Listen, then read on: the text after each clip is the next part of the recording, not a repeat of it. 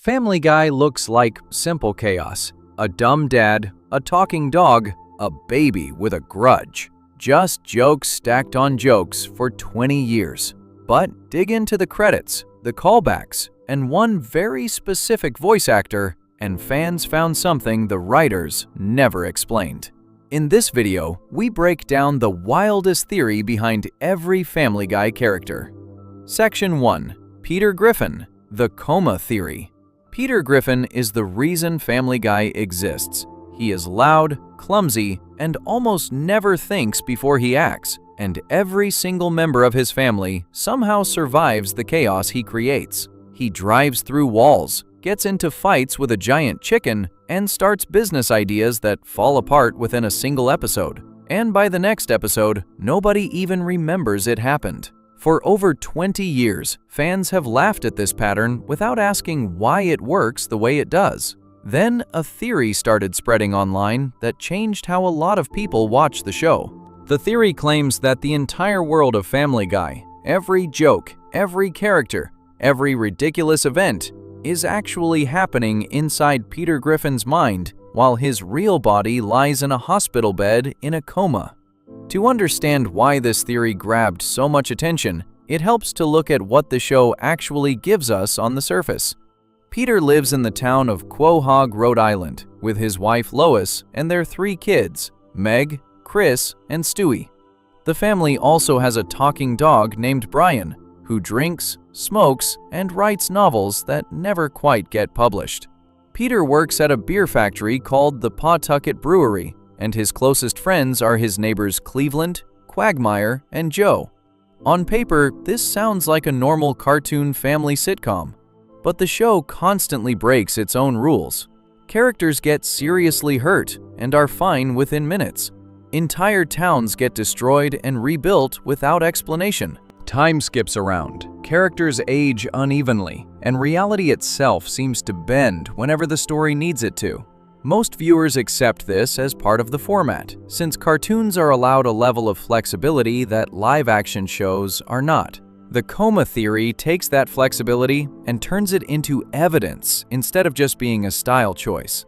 The core idea behind the theory is that Peter, in real life, was a much smarter and more responsible man. Somewhere along the way, something happened that broke him, possibly the loss of people he loved. And the guilt and grief from that loss became too heavy for his mind to process normally. Instead of facing what really happened, his brain built an entire fantasy world around him, one where he could avoid blame, avoid pain, and turn tragedy into something that looks and feels like comedy.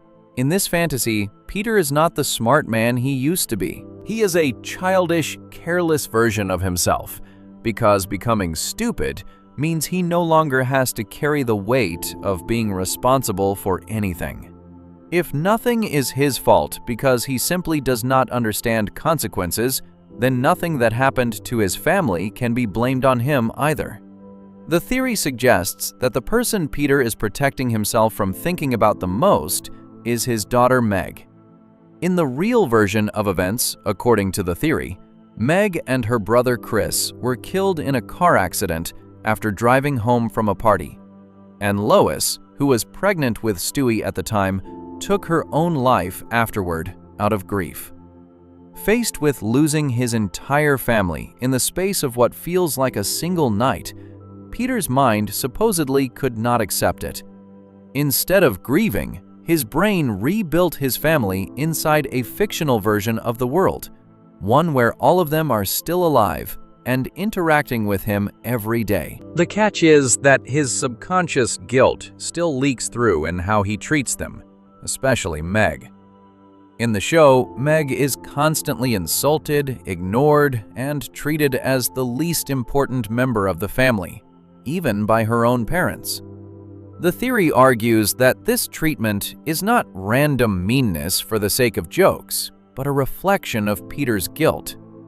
Some fans who support the theory believe that, deep down, his mind still blames Meg for the accident that killed her and her brother in real life, and that blame comes out as constant rejection inside the fantasy he has built.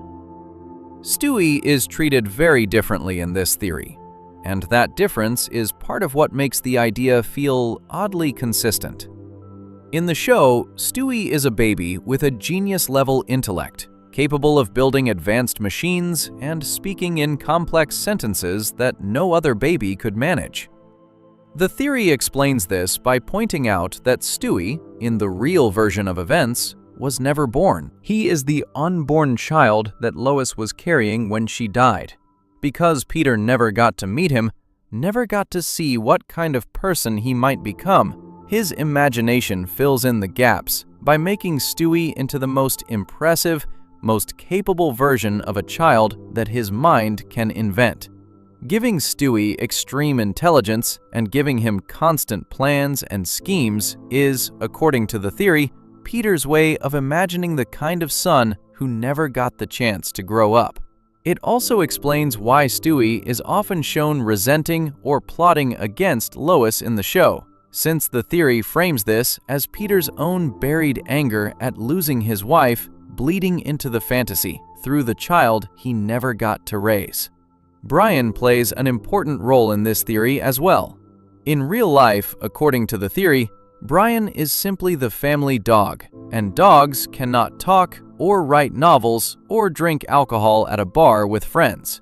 The theory argues that Brian represents the intelligent, thoughtful side of Peter that got pushed aside when his mind decided to become simple and careless.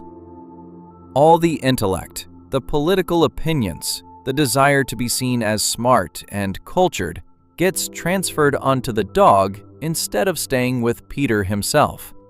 This would explain why Brian so often acts as the voice of reason in episodes, correcting Peter or lecturing him about serious topics, since Brian is functioning as the part of Peter's mind that still remembers who he used to be before whatever tragedy reshaped him. The neighbors fit into the theory too, and this is one of the more detailed parts of the argument that fans have built out over time. Cleveland and Quagmire are shown as close friends who visit Peter constantly and treat him with warmth and loyalty. Supporters of the theory suggest that in real life, these two men are genuine friends who visit Peter in the hospital, checking in on him regularly, even though he cannot respond the way he used to. Joe Swanson is described a little differently. In the show, Joe is a strong, dedicated police officer who lost the use of his legs in the line of duty, but remains determined and heroic despite his disability. The theory suggests that Peter never actually met a real person named Joe.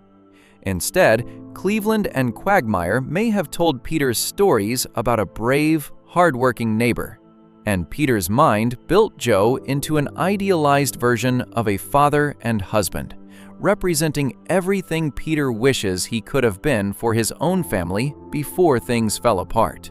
One detail that fans often bring up as supporting evidence is how the show occasionally hints at deeper emotional moments before quickly moving on to jokes. There are scenes across the series where Peter shows sudden bursts of real sadness, only for the moment to be brushed aside almost immediately by another gag. The theory interprets these brief moments as cracks in the fantasy, tiny instances where the real grief underneath is trying to surface before Peter's mind buries it again with humor.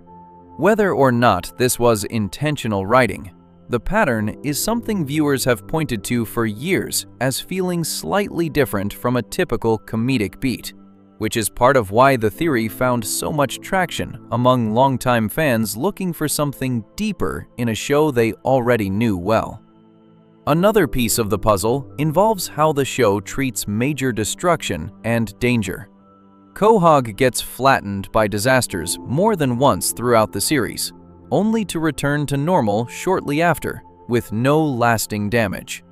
Characters have been hit by cars, fallen from great heights, and survived situations that would be fatal in the real world. The coma theory uses this as proof that the entire setting is not real in the traditional sense, since a mind rebuilding a fictional world does not need to follow the same rules of permanent consequence that reality does.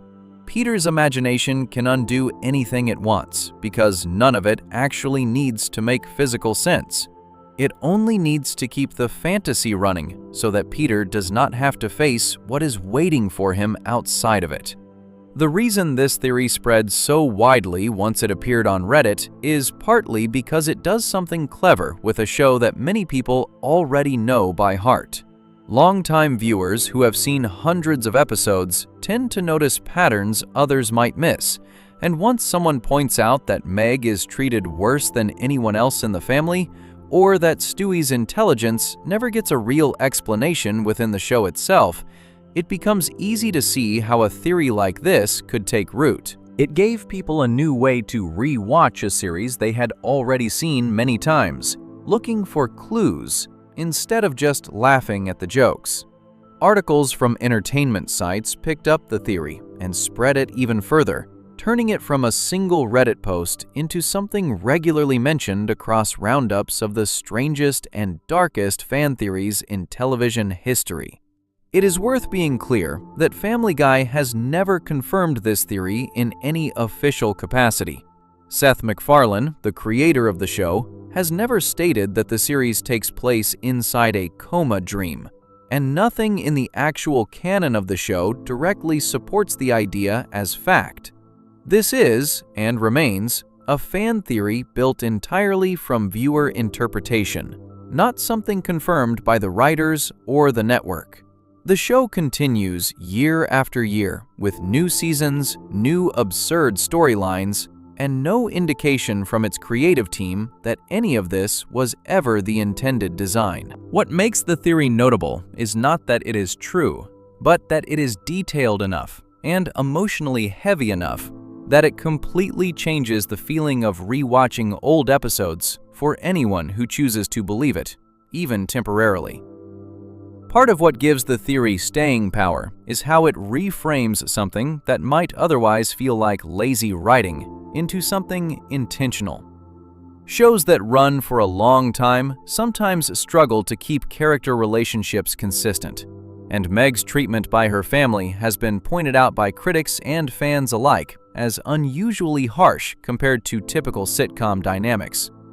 Instead of viewing that harshness as simply a writing choice made for shock value or comedic contrast, the coma theory gives it emotional weight, turning something that could be seen as mean-spirited into something almost tragic. This kind of reframing is common in long-running fandoms, where dedicated viewers look for ways to explain inconsistencies by inventing a deeper narrative logic that the creators never officially stated.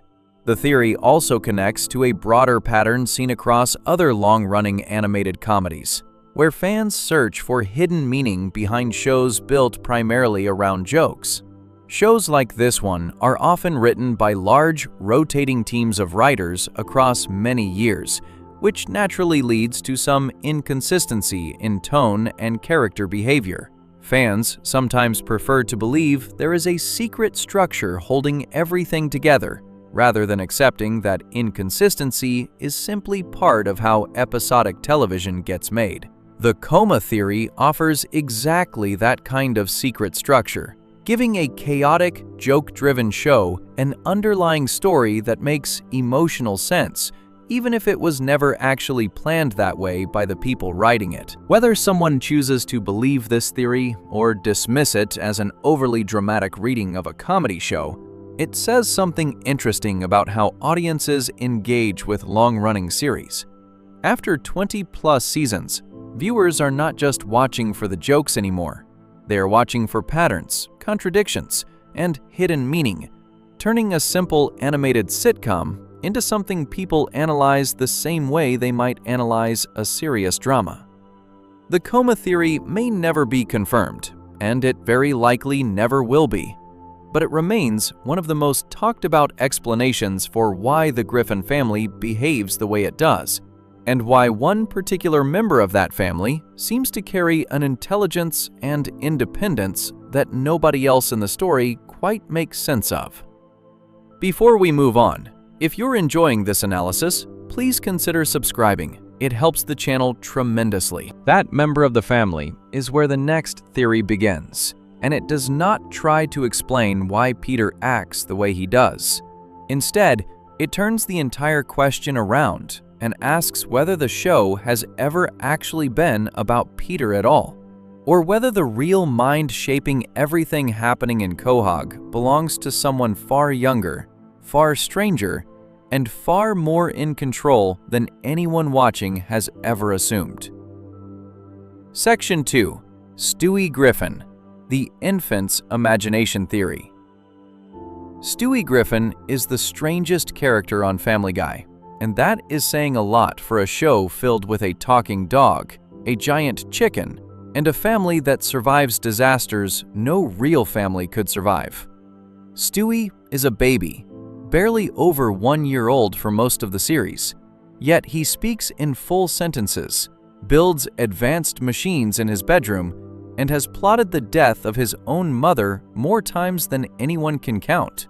None of the other characters seem bothered by this.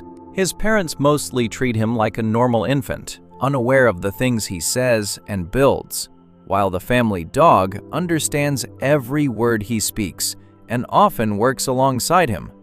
For years, fans simply accepted this as part of the joke, since cartoons rarely explain why a baby can talk or build a laser. Then a theory started circulating that offered a very different explanation, one that suggests everything happening in the show might actually be filtered through the way a baby understands the world around him. The theory begins with a simple observation. Stewie is the only character in the show whose intelligence makes no sense within the reality the story presents. Peter is an adult with a job and a driver's license. Lois runs the household and manages the family's finances. Chris and Meg go to school and deal with problems typical of teenagers. Even Brian, despite being a talking dog, has a somewhat believable set of skills, since he writes, drinks, and holds opinions the way an adult character might. Stewie stands apart from all of them. He is barely old enough to walk reliably, yet he speaks with a sophisticated vocabulary, understands complex engineering, and often outsmarts every adult around him. The theory argues that this contradiction is not simply a joke the show ignores, but a clue pointing towards something bigger. According to the theory, the entire world of Family Guy is not truly happening the way it appears.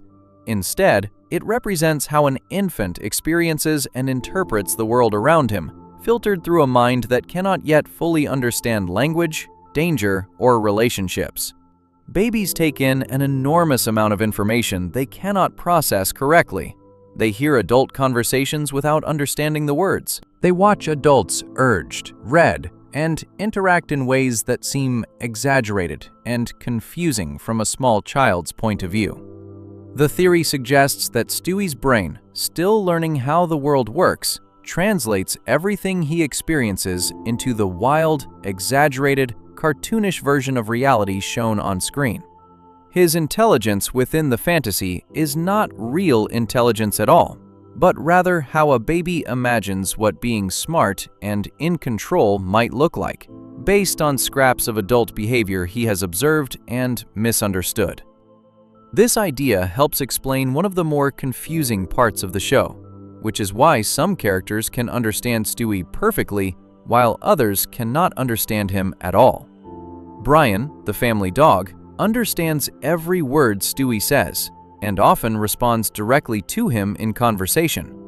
Meanwhile, Lois, Peter, and most other adults in the show treat Stewie like a normal baby who babbles and cries rather than speaks clearly. The theory explains this gap by pointing out that dogs are commonly seen by very young children as friends who understand them completely, even though in reality, dogs cannot understand human speech in a literal sense.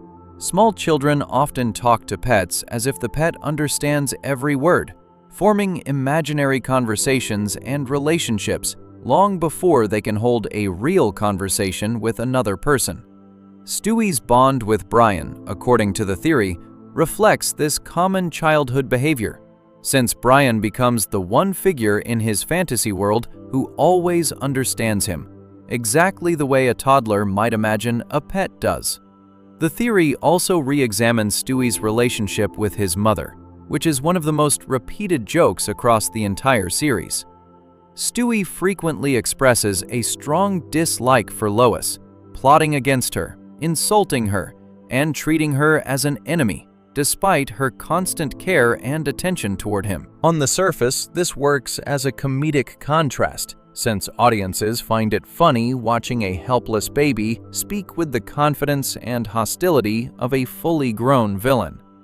The infant imagination theory offers a different reading of this dynamic. Very young children often experience intense emotional swings toward their parents, especially their mothers, since a baby depends completely on that person for comfort, food, and safety, yet also experiences frustration whenever that comfort does not arrive immediately. A baby who is upset about being put down for a nap or denied something they want may briefly act as though the parent is the enemy, even though this feeling passes quickly. The theory suggests that Stewie's exaggerated hatred toward Lois is really just this normal, everyday baby frustration blown up into cartoon form, since his young mind cannot yet fully process complicated feelings like mild annoyance or temporary anger. Instead, in his imagination, that small frustration becomes full-blown villain behavior, complete with elaborate plans and weapons that could never actually exist. Stewie's constant weapon building and plans for world domination fit into this theory in a similar way. Small children frequently pretend to have enormous power over the world around them, imagining themselves as superheroes, villains, kings, or rulers of entire countries during play. This kind of imagination is completely normal and common in toddlers, who often see themselves as the most important and powerful figure in any situation, since their entire world usually does revolve around their own needs at that age. The theory argues that Stewie's fantasies of taking over the world or destroying his enemies are simply this normal toddler imagination taken to an extreme, dramatized version for the sake of the show's humor. In his own mind, Stewie may not actually be building complex machines and plotting world domination at all. He may just be a baby playing with blocks and toys in his crib, imagining himself as a powerful ruler, the way countless toddlers do during ordinary playtime. One detail that supporters of this theory often bring up is how selectively believable the show's world becomes depending on which character is present in a scene.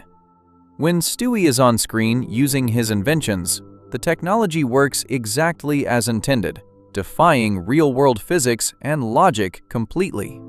Yet, when the show shifts focus to Peter, Lois, or the rest of the family without Stewie present, the tone and logic of the show shifts closer to a slightly more grounded family setting, even though it remains a cartoon full of exaggeration. This shift in tone, depending on which character anchors a scene, is used by supporters of the theory as evidence that Stewie's world and the rest of the family's world are not exactly the same reality, but rather two different layers, one shaped by adult experience and one shaped entirely by a baby's imagination running through everything he sees and hears. The theory becomes more complicated once fans start considering the passage of time throughout the show. Family Guy has aired for more than 2 decades, yet Stewie remains a baby for the entire run, never physically aging the way his older siblings occasionally do in small ways across seasons. If the entire show truly represents years of an infant's imagination, that infant should have grown into at least a toddler or young child by now, the same way real babies grow and develop new skills and understanding over time. This is one of the biggest weaknesses critics point out when discussing the theory, since it becomes difficult to explain why a mind that is supposedly imagining all of this remains frozen at such an early stage of development for over 20 years, especially when the world around him references modern technology, current events, and pop culture that would require an evolving understanding of the world to make sense of. Supporters of the theory have offered a few possible explanations for this problem, though none of them are confirmed by the show itself. Some argue that since animated sitcoms rarely age their characters in real time, the show simply operates outside of normal time altogether, meaning Stewie's imagined world does not need to follow the same aging rules a real child would. Others argue that the show may represent a condensed period of time from Stewie's early life, replayed and exaggerated across hundreds of episodes, rather than representing 2 full decades passing in a straight line. Neither of these explanations comes from anything Seth MacFarlane or the writing team has ever said publicly, and both remain speculation built entirely by fans trying to patch a hole in an already unconfirmed theory. Despite these weaknesses, the theory has remained popular because it offers a fresh way to look at some of the show's strangest and most repeated jokes. Every time Stewie builds an impossible machine, every time he speaks with more intelligence than any adult character in the room, and every time he expresses violent thoughts toward his mother that never actually lead to real consequences, the infant imagination theory gives these moments a reason to exist beyond simply being random comedy. It turns what could be seen as an inconsistent or nonsensical character into someone whose entire existence makes emotional sense once viewed through the lens of a baby's mind trying to process a confusing adult world. This theory also connects loosely to real research on how children develop language and understanding during early life. Very young children absorb an enormous amount of information from the adults around them long before they can speak in full sentences themselves. They pick up tone, emotion, and behavior patterns from parents and caregivers, sometimes understanding far more of what is happening around them than adults realize, even without being able to express that understanding in words. Applying this idea to Stewie, some fans argue that his advanced vocabulary and reasoning simply represent an exaggerated, comedic version of how much a baby actually absorbs from watching and listening to the adults around him every single day, even if that baby cannot yet speak those thoughts out loud in reality. The relationship between Stewie and Brian remains one of the most consistent supports for this theory throughout the show.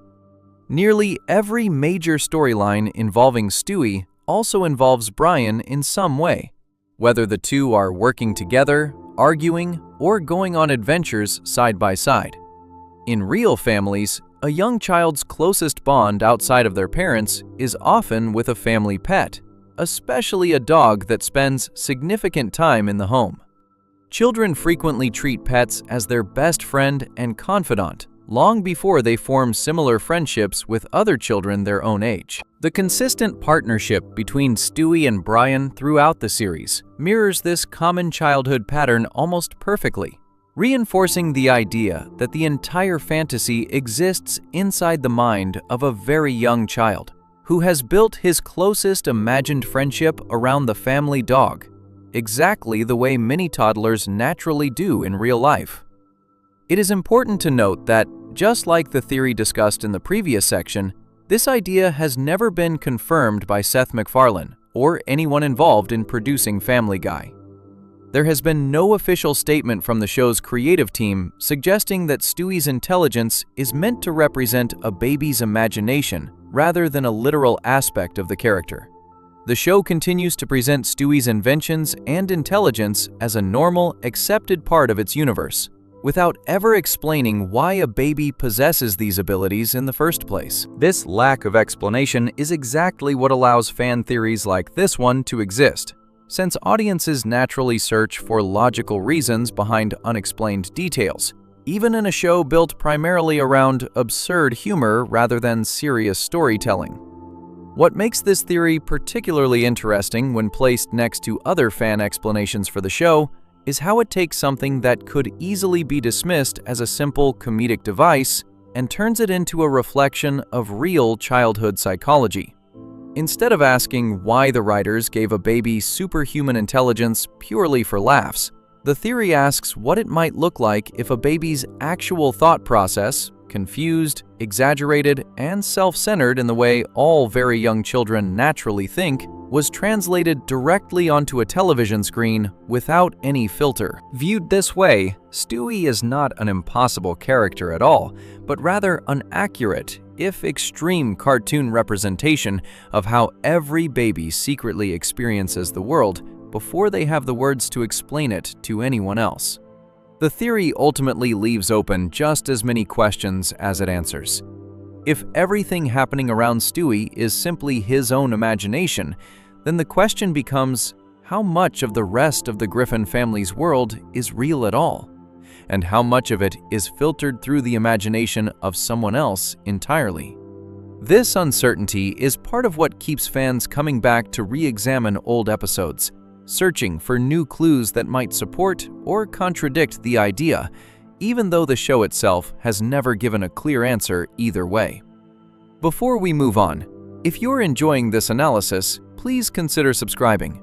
It helps the channel tremendously. While Stewie's world raises questions about imagination and how a mind processes the people closest to it, another member of the household presents a very different kind of mystery. One rooted not in imagination, but in a slow, steady change that fans believe has been building in plain sight since the earliest seasons of the show. Section 3. Brian Griffin, the Alcoholism Decline Theory. Brian Griffin is the talking dog at the center of Family Guy, and from the very first episode, he has been written as the most intelligent character in the entire show. He writes novels, discusses politics with confidence, drinks wine at parties, and often acts as the voice of reason whenever Peter is about to do something reckless. Longtime fans of the show, however, have noticed something strange happening to Brian across the many years the series has been on air. The clever, well-read dog from the early seasons does not always feel like the same character seen in more recent episodes. His jokes have shifted, his mistakes have piled up, and moments that once showed him as sharp and thoughtful have slowly been replaced with moments where he seems careless, foolish, or even a little pathetic. A theory spread by fans online offers an explanation for this shift that goes far beyond simple changes in writing style over the years. The theory argues that Brian's decline in intelligence throughout the show mirrors the real effects of long-term alcohol abuse, and that his character has been quietly telling the story of addiction the entire time without ever stating it directly. To understand why this theory caught on, it helps to look closely at how Brian is written in the earliest seasons compared to later ones. When the show first began, Brian was shown as calm, well-spoken, and generally in control of himself. He drank socially, the same way many adult characters in television shows do, often holding a glass of wine or a cocktail during conversations at home or at the local bar. His drinking was rarely treated as a problem within the show itself. It was simply part of his personality, similar to how Peter drinks beer regularly without the show treating it as a serious issue. As the seasons went on, however, Brian's drinking became a much more frequent part of his storylines, and the way other characters react to his choices began to shift as well. Episodes started showing Brian making increasingly poor decisions while drunk, embarrassing himself in public, or getting into situations that a more clear-headed version of the character likely would have avoided entirely. The theory points out that this pattern closely follows real-world descriptions of what happens to a person's brain and behavior after years of heavy drinking. Alcohol affects memory, judgment, and the ability to think clearly, and these effects tend to build up slowly over time rather than appearing all at once. A person who drinks heavily for many years often does not fall apart in a single dramatic moment. Instead, small changes build up gradually, appearing first as minor lapses in judgment, then slowly growing into more serious patterns of poor decision-making and reduced ability to think things through. Fans supporting this theory argue that Brian's writing follows this same gradual pattern almost perfectly, starting with a witty, composed character who occasionally overindulges, and slowly turning into someone who seems less sharp, less careful, and more prone to embarrassing himself with each passing season.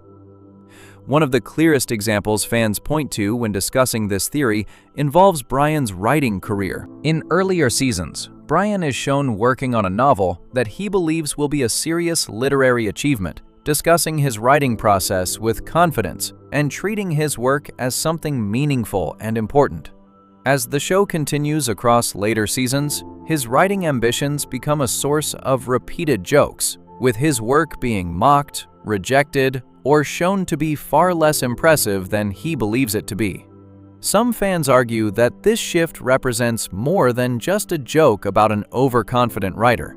It reflects how alcohol can quietly damage a person's ability to judge their own work honestly, leading someone to believe their abilities remain strong even as those abilities steadily decline. Brian continuing to believe in his talent as a writer, even as the show increasingly presents his work as mediocre, lines up with how the theory frames his character, someone who has lost touch with his former sharpness but has not yet noticed the change in himself. Brian's political opinions offer another angle that fans use to support this theory. In earlier seasons, Brian is often shown debating political topics with a level of confidence and structure that suggests real thought and preparation behind his arguments. In later seasons, his political commentary becomes more repetitive, often boiling down to simple complaints rather than the layered arguments he once presented. Supporters of the theory suggest that this shift reflects a common pattern seen in people who drink heavily over long periods, where complex thinking becomes harder to sustain and conversations that once involved detailed reasoning slowly get replaced with shorter, less developed thoughts repeated over and over. Whether or not this was intentional on the part of the writers, the pattern lines up closely enough with real descriptions of long-term alcohol effects that fans have used it as a central piece of evidence for the theory. Brian's relationships with other characters also shift noticeably across the show's run, and this is another area where the theory finds support. In earlier seasons, Brian often serves as a stabilizing presence for Peter, stepping in to offer advice or stop him from making a serious mistake. As the series continues, Brian is shown getting into just as much trouble as Peter, sometimes even leading the two of them into reckless situations rather than preventing them. This shift from being the responsible friend to being just as chaotic as everyone else fits into how the theory describes Brian's decline. Someone who once acted as a source of stability for those around him, gradually becoming less reliable and more prone to poor choices, is a pattern that mirrors how alcohol can slowly change a person's role within their friendships and family over time, turning someone who used to help others stay grounded into someone who now needs just as much help staying steady themselves. The theory also brings up Brian's romantic relationships throughout the show, which have often ended poorly or been played for laughs rather than treated with any real emotional depth.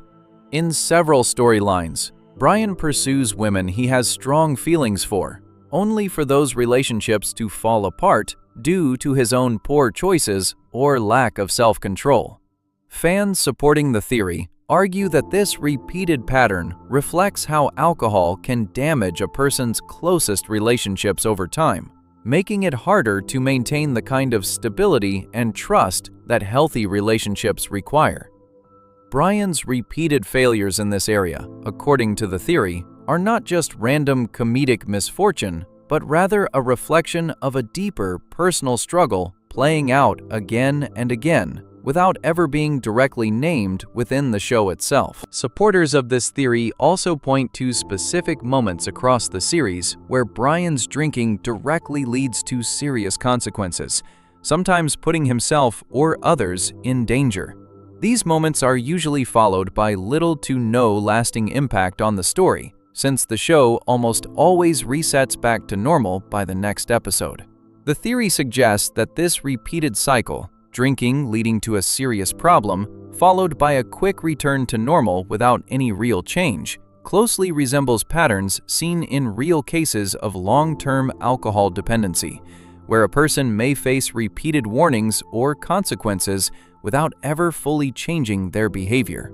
The show never directly addresses Brian's drinking as an ongoing problem requiring change, and instead treats each instance as a separate, mostly forgettable joke, which fans argue is part of what makes the pattern feel unintentional rather than a planned storyline about addiction. One detail that adds weight to this theory for many fans is how other characters in the show occasionally comment on Brian's drinking directly, even if only briefly before moving on to another joke.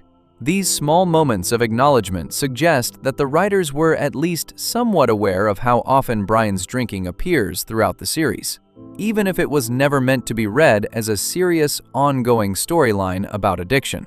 Whether these comments were included purely for humor or as an intentional wink toward the pattern fans have noticed remains unclear, since nothing from the show's creators has ever confirmed the theory as an actual planned narrative.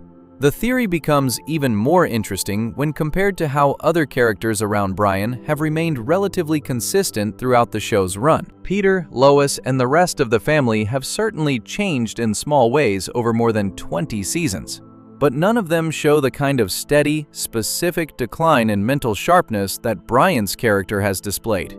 This uniqueness is part of why fans zeroed in on Brian specifically when building this theory, since his change feels distinct rather than simply being part of a general shift affecting the entire cast equally.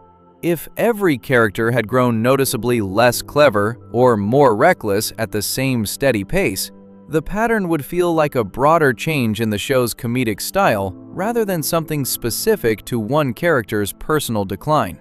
It is worth being clear that nothing in this theory has ever been confirmed by Seth MacFarlane or the writing team behind Family Guy. There has been no official statement suggesting that Brian's character was intentionally written to reflect the effects of long-term alcohol abuse, and the show continues to treat his drinking mostly as a comedic trait rather than a serious, ongoing issue.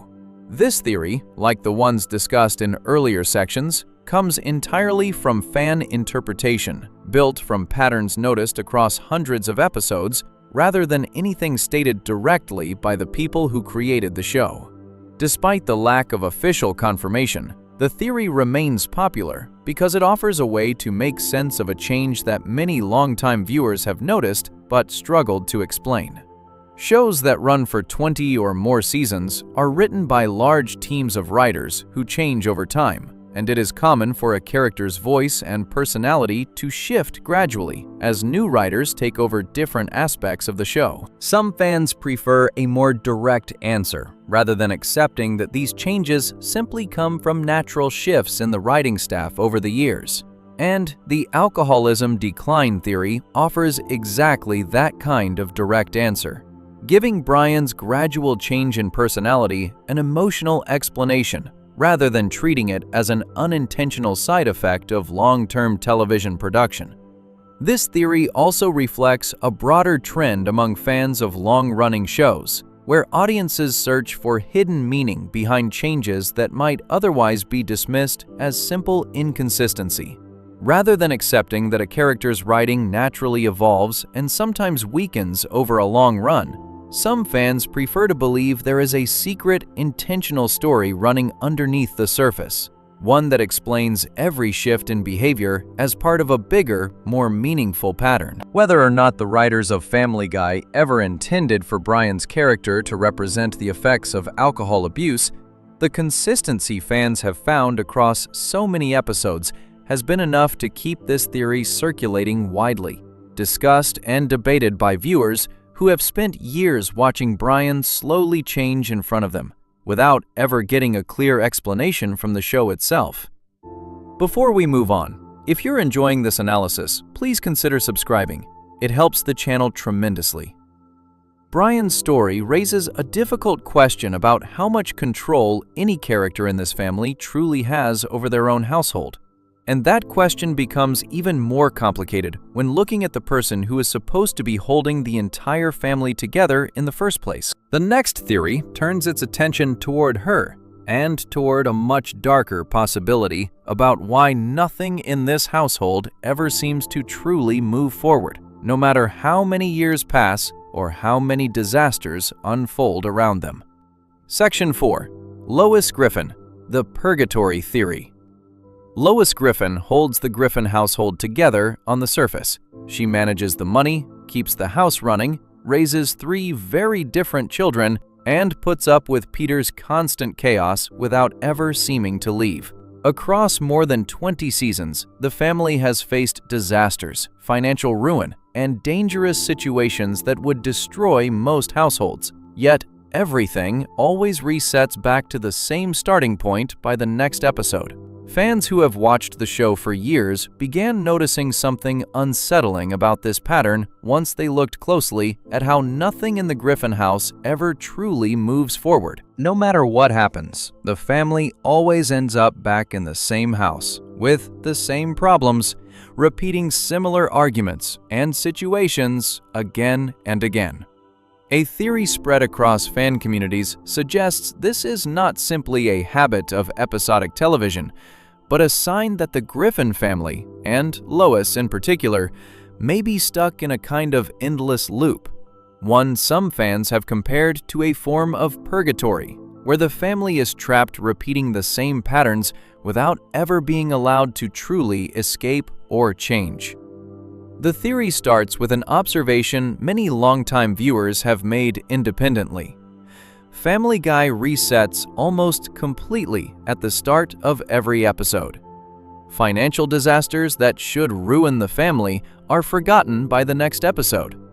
Relationships that break down are magically fine again with no explanation. Characters who face serious danger walk away completely unharmed, ready to face a brand new disaster the following week. While this kind of reset is common in many long-running comedy shows, since it allows new writers to create fresh stories without worrying about permanent consequences, the purgatory theory takes this pattern and turns it into something with much darker meaning. Instead of viewing the reset as simply a writing tool, the theory suggests the family may genuinely be caught in the same loop repeatedly, unable to leave, unable to grow, and unable to escape the same house and the same routines, no matter how much time seems to pass within the show. Central to this theory is the idea that the Griffin family, and specifically Lois, might be dead, and that the entire show represents some form of the afterlife rather than real, ongoing life. Purgatory, in many religious and cultural traditions, is described as a place between life and whatever comes after it, a space where a person is neither fully punished nor fully rewarded, but instead made to wait, reflect, or repeat certain patterns until some kind of resolution occurs. Fans supporting this theory argue that the Griffin household mirrors this idea closely, since nothing the family does ever seems to lead anywhere permanent.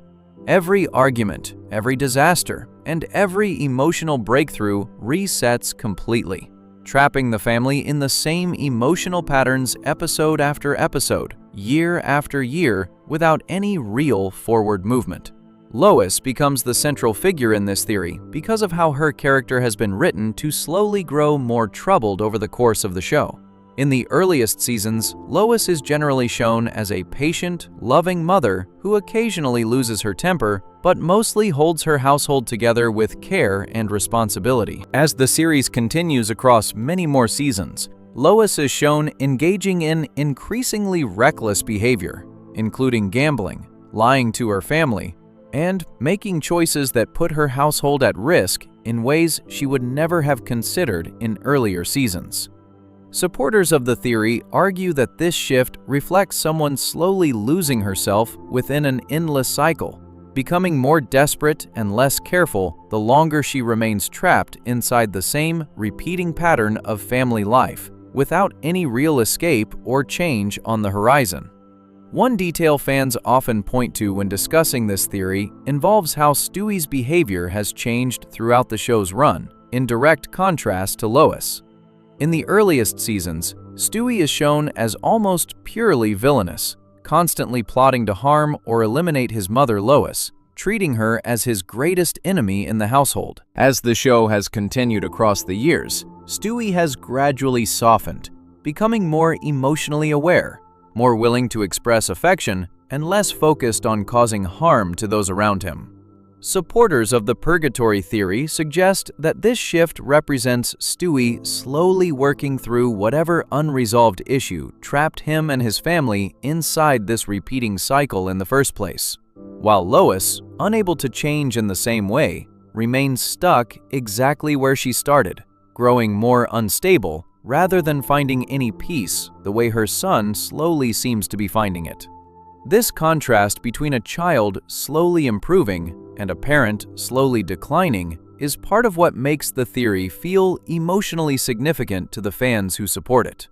If the entire family were simply stuck in a random, meaningless loop, there would be no reason for one character's personality to shift in one direction while another shifts in the opposite direction. The fact that Stewie appears to be softening while Lois appears to be unraveling suggests, according to the theory, that each member of the family may be working through their own personal issue at a different pace, with some characters slowly finding a way toward resolution, while others remain trapped, repeating the same painful patterns without making any real progress at all.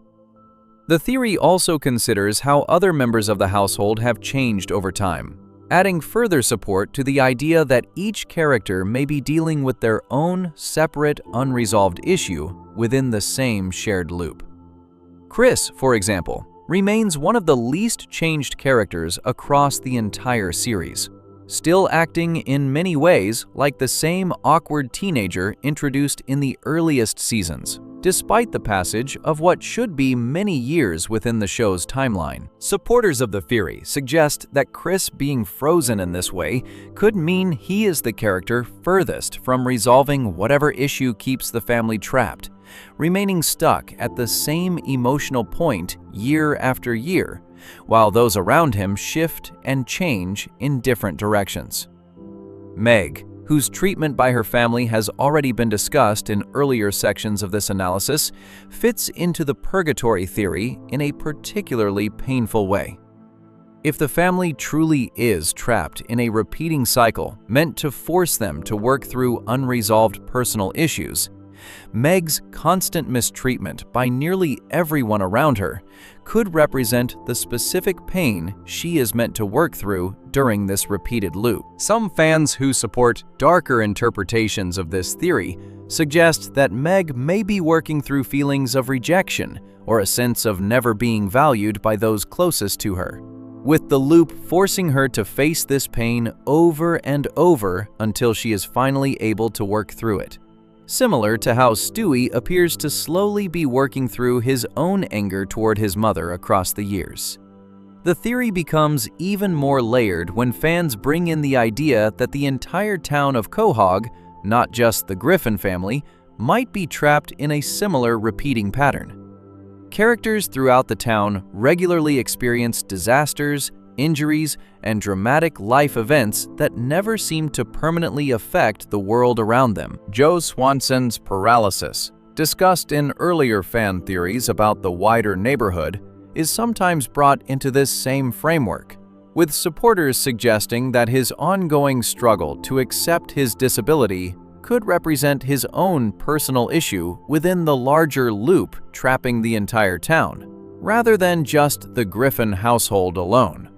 If this interpretation is accurate, the purgatory theory expands far beyond just one family, suggesting that an entire community might be caught in the same repeating cycle, each person working through their own private struggle without fully realizing that everyone around them is trapped in a nearly identical situation.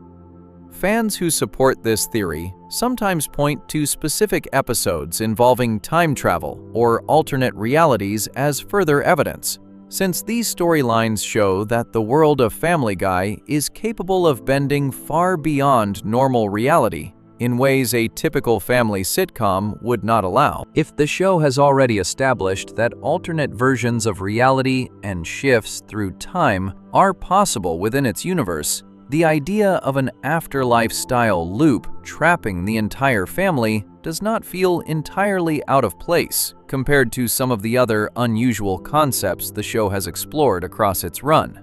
This flexibility within the show's own storytelling rules is part of why fans feel comfortable applying such a heavy, unusual theory to a series that is, on the surface, meant to be a light-hearted comedy rather than a serious exploration of life after death.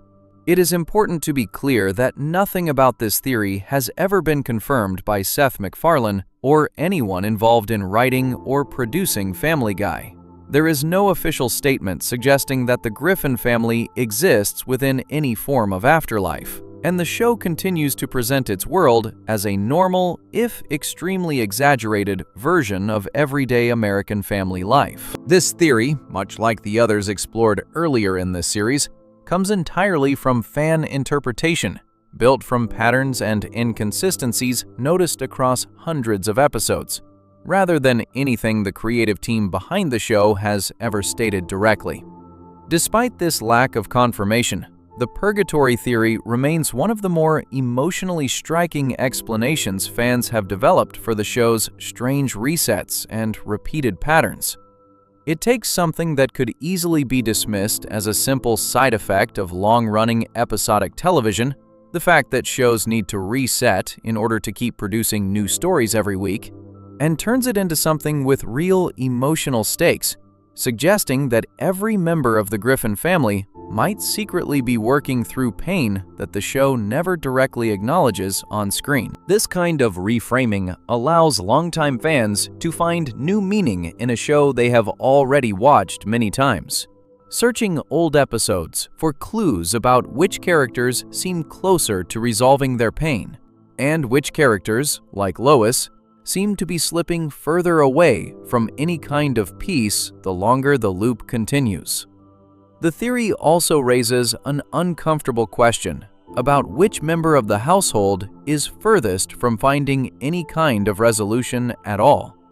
While Stewie appears to be slowly softening, and Chris appears to remain frozen without moving in either direction, Lois herself seems to be moving in the opposite direction entirely, becoming more unstable and more prone to reckless behavior the longer the series continues. If the loop is meant to eventually lead every trapped person towards some kind of resolution, Lois stands out as the character who appears to be moving further away from that resolution rather than closer to it, raising the unsettling possibility that she may be the one member of the household least likely to ever find her way out of whatever cycle the family is caught inside. Before we move on, if you're enjoying this analysis, please consider subscribing. It helps the channel tremendously.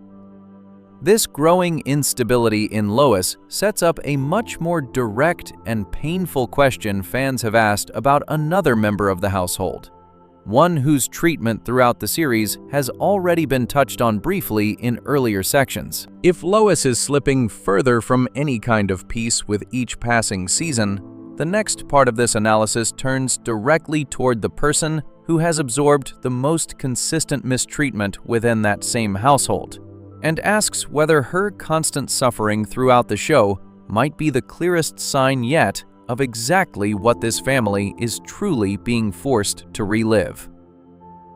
Section 5. Meg Griffin, the Family Resentment Theory. Meg Griffin has been the most mistreated member of the Griffin household since the very first season of Family Guy aired. She gets insulted by her own parents, ignored by her siblings, and treated as an outsider in a family that claims to love her.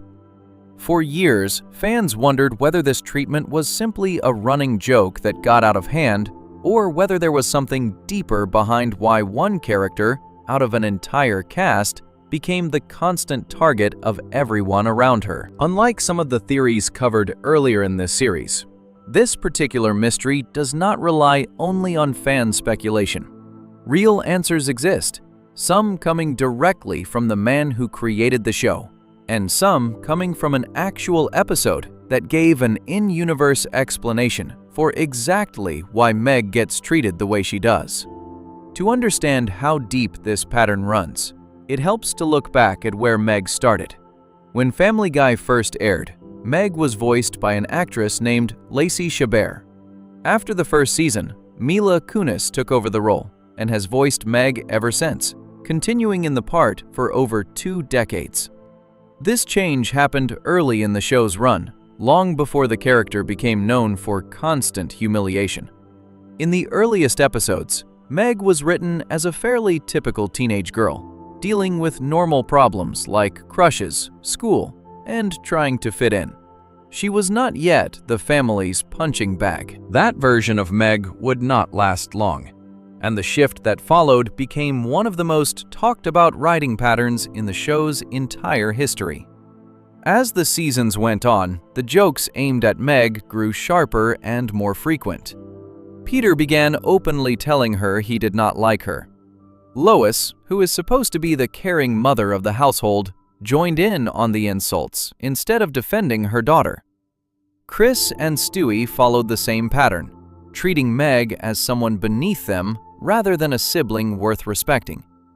What started as occasional teenage awkwardness slowly turned into something much harsher, with entire episodes built around finding new ways to embarrass or hurt Meg for no clear reason connected to the plot itself. Fans watching the show for years began to notice that this was not just a single joke repeated occasionally. It became one of the most consistent patterns across the entire series, showing up far more often than similar treatment aimed at any other character in the cast. The real-world explanation for this pattern eventually came directly from Seth MacFarlane himself. According to statements he has made publicly, the writing staff behind Family Guy was made up mostly of men during the years when Meg's mistreatment became a defining part of her character. MacFarlane has explained that the writers struggled to write believable storylines for a teenage girl, since most of the people in the room did not have first-hand experience with what that kind of life actually looked like. Rather than developing Meg's character with the same care given to Peter, Brian, or Stewie, the team found it easier to fall back on jokes that simply made her the target of the family's cruelty. MacFarlane has openly admitted that turning Meg into the household's constant source of humiliation became something close to a running habit for the writers, describing it as a kind of easy, almost automatic choice that the show leaned on again and again once it started working as a reliable source of jokes. This admission matters because it moves the conversation away from pure fan speculation and into something confirmed by the person who built the show from the ground up. Unlike the theories covered in earlier sections, which rely entirely on interpretation with no direct statement from the creative team, Meg's treatment has an actual explanation on record. The writers did not fully know how to give her a complete, well-rounded character, so they built jokes around tearing her down instead. Over time, this became such a normal part of the show's formula that even the writers themselves eventually acknowledged it out loud, years after the pattern had already shaped the character completely. What makes this even more interesting is that the show itself eventually addressed the pattern directly, rather than leaving it as something only discussed in outside interviews. In one episode, the family briefly experiences what life looks like without Meg around to serve as their usual target. Instead of getting along better once she is gone, the rest of the family turns on each other almost immediately, arguing and insulting one another in the same way they usually direct at Meg. The episode reveals, within the show's own story, that the family relies on having someone to blame and mock in order to avoid turning that same cruelty against each other. Meg, in this sense, becomes the glue holding the household's dysfunction together, absorbing the family's negativity, so that Peter, Lois, Chris, and Stewie do not have to face how poorly they actually treat one another when she is not there to take the blame instead. This in-universe explanation gives real weight to the idea that Meg's suffering is not random or meaningless within the story itself, even if it began purely as a writing shortcut in the real world. The show essentially confirmed, through its own plot, that the family needs someone to target in order to avoid facing their own flaws directly. Whether or not the writers originally planned this as a deeper commentary on the family's dysfunction, or simply built the episode as a way to explain years of already established jokes, the result is the same. Meg's role within the household is treated, within the actual canon of the show, as something the family depends on to keep from falling apart in a different way. This connects directly back to the coma theory discussed earlier in this analysis. That theory suggested Meg's mistreatment reflects buried guilt from a tragedy Peter's mind refuses to face directly. Whether or not that specific explanation is accurate, the show's own canon confirms something remarkably similar in spirit: that Meg's suffering serves a purpose within the family's dynamic. Whether that purpose comes from unresolved guilt, as the coma theory suggests, or from the family's need to have someone to blame, as the actual episode reveals. Both explanations point toward the same conclusion.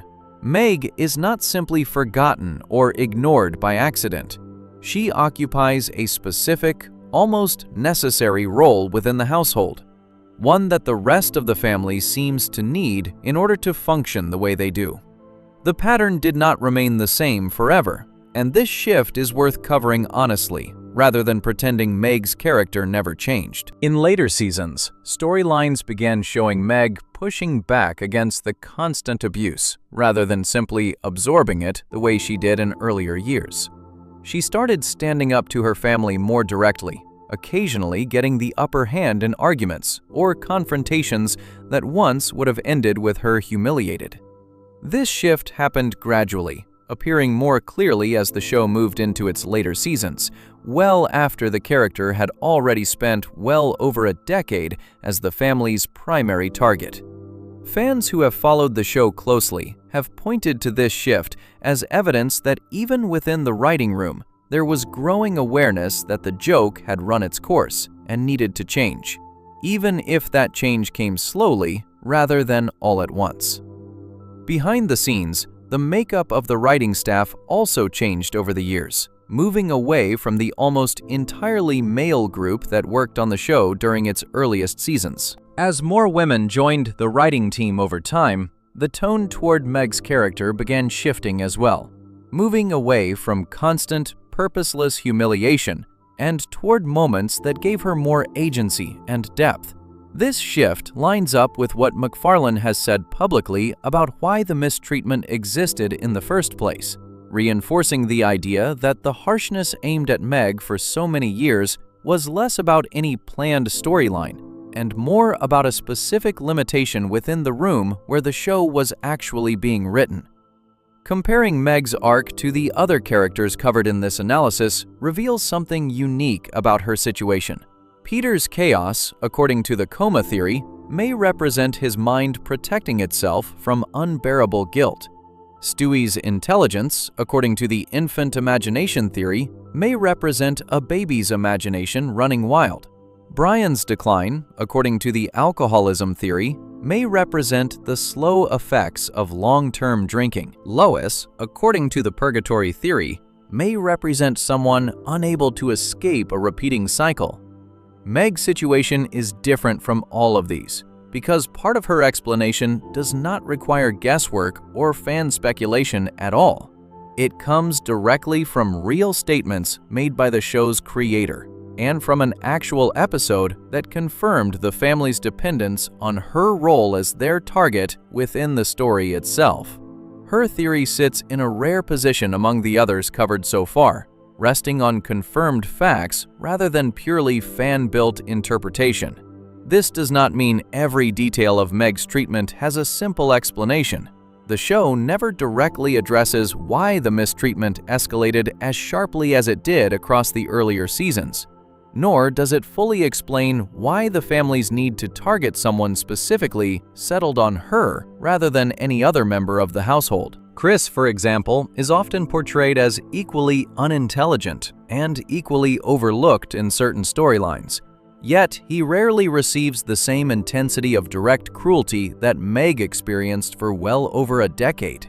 Fans have debated why the writing settled so heavily on Meg specifically, with some pointing to the difficulty MacFarlane described in writing teenage girl characters as the most direct explanation, while others believe the show simply found that targeting Meg specifically generated a stronger reaction from audiences, making it a pattern the writers leaned into further once they realized how often it landed as a successful joke.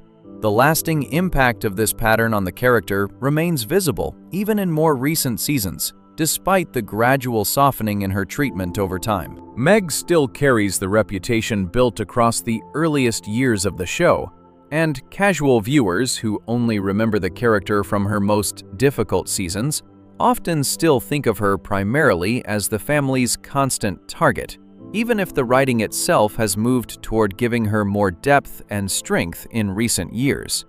This lingering reputation shows how powerful early patterns in a long-running show can be, shaping how audiences remember a character long after the writing behind that character has actually started to change. Meg's situation ultimately reveals something the other theories in this analysis can only guess at, where Peter, Stewie, Brian, and Lois all carry theories built entirely from fan interpretation, with no direct confirmation from the show's creators. Meg stands as proof that sometimes the strangest patterns in a long-running series come not from some hidden deeper meaning built into the story, but from very real limitations faced by the people writing the show week after week for over 20 years. Her story shows that not every mystery in Quahog needs a complicated theory to explain it. Sometimes, the real answer is far simpler and far more human than anything fans could have imagined on their own. Before we move on, if you're enjoying this analysis, please consider subscribing. It helps the channel tremendously. While Meg's mistreatment eventually found a real-world explanation, another member of the Griffin household carries a mystery that stretches far beyond ordinary writing struggles. One built entirely from strange details the show itself has left completely unexplained for over 20 years, hidden inside a neighbor whose true nature might not be human at all. Section 6. Chris Griffin, the static character theory. Chris Griffin has been part of the Griffin family since the very first episode of Family Guy aired in January of 1999. Across more than 2 decades on the air, nearly every character in the show has shifted in some noticeable way, whether through changes in personality, changes in how the writers use them, or changes in how audiences perceive them.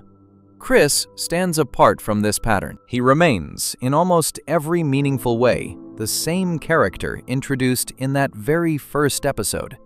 And this lack of change has led fans to build a theory around exactly why Chris seems permanently frozen in place while the rest of his family shifts and evolves around him. The most obvious place to start when examining this theory is Chris's age. When Family Guy premiered, Chris was established as 13 years old. Years later, in an episode called Adult Education, Chris reports his age as 16. On paper, this looks like normal aging for a teenage character across a long-running series.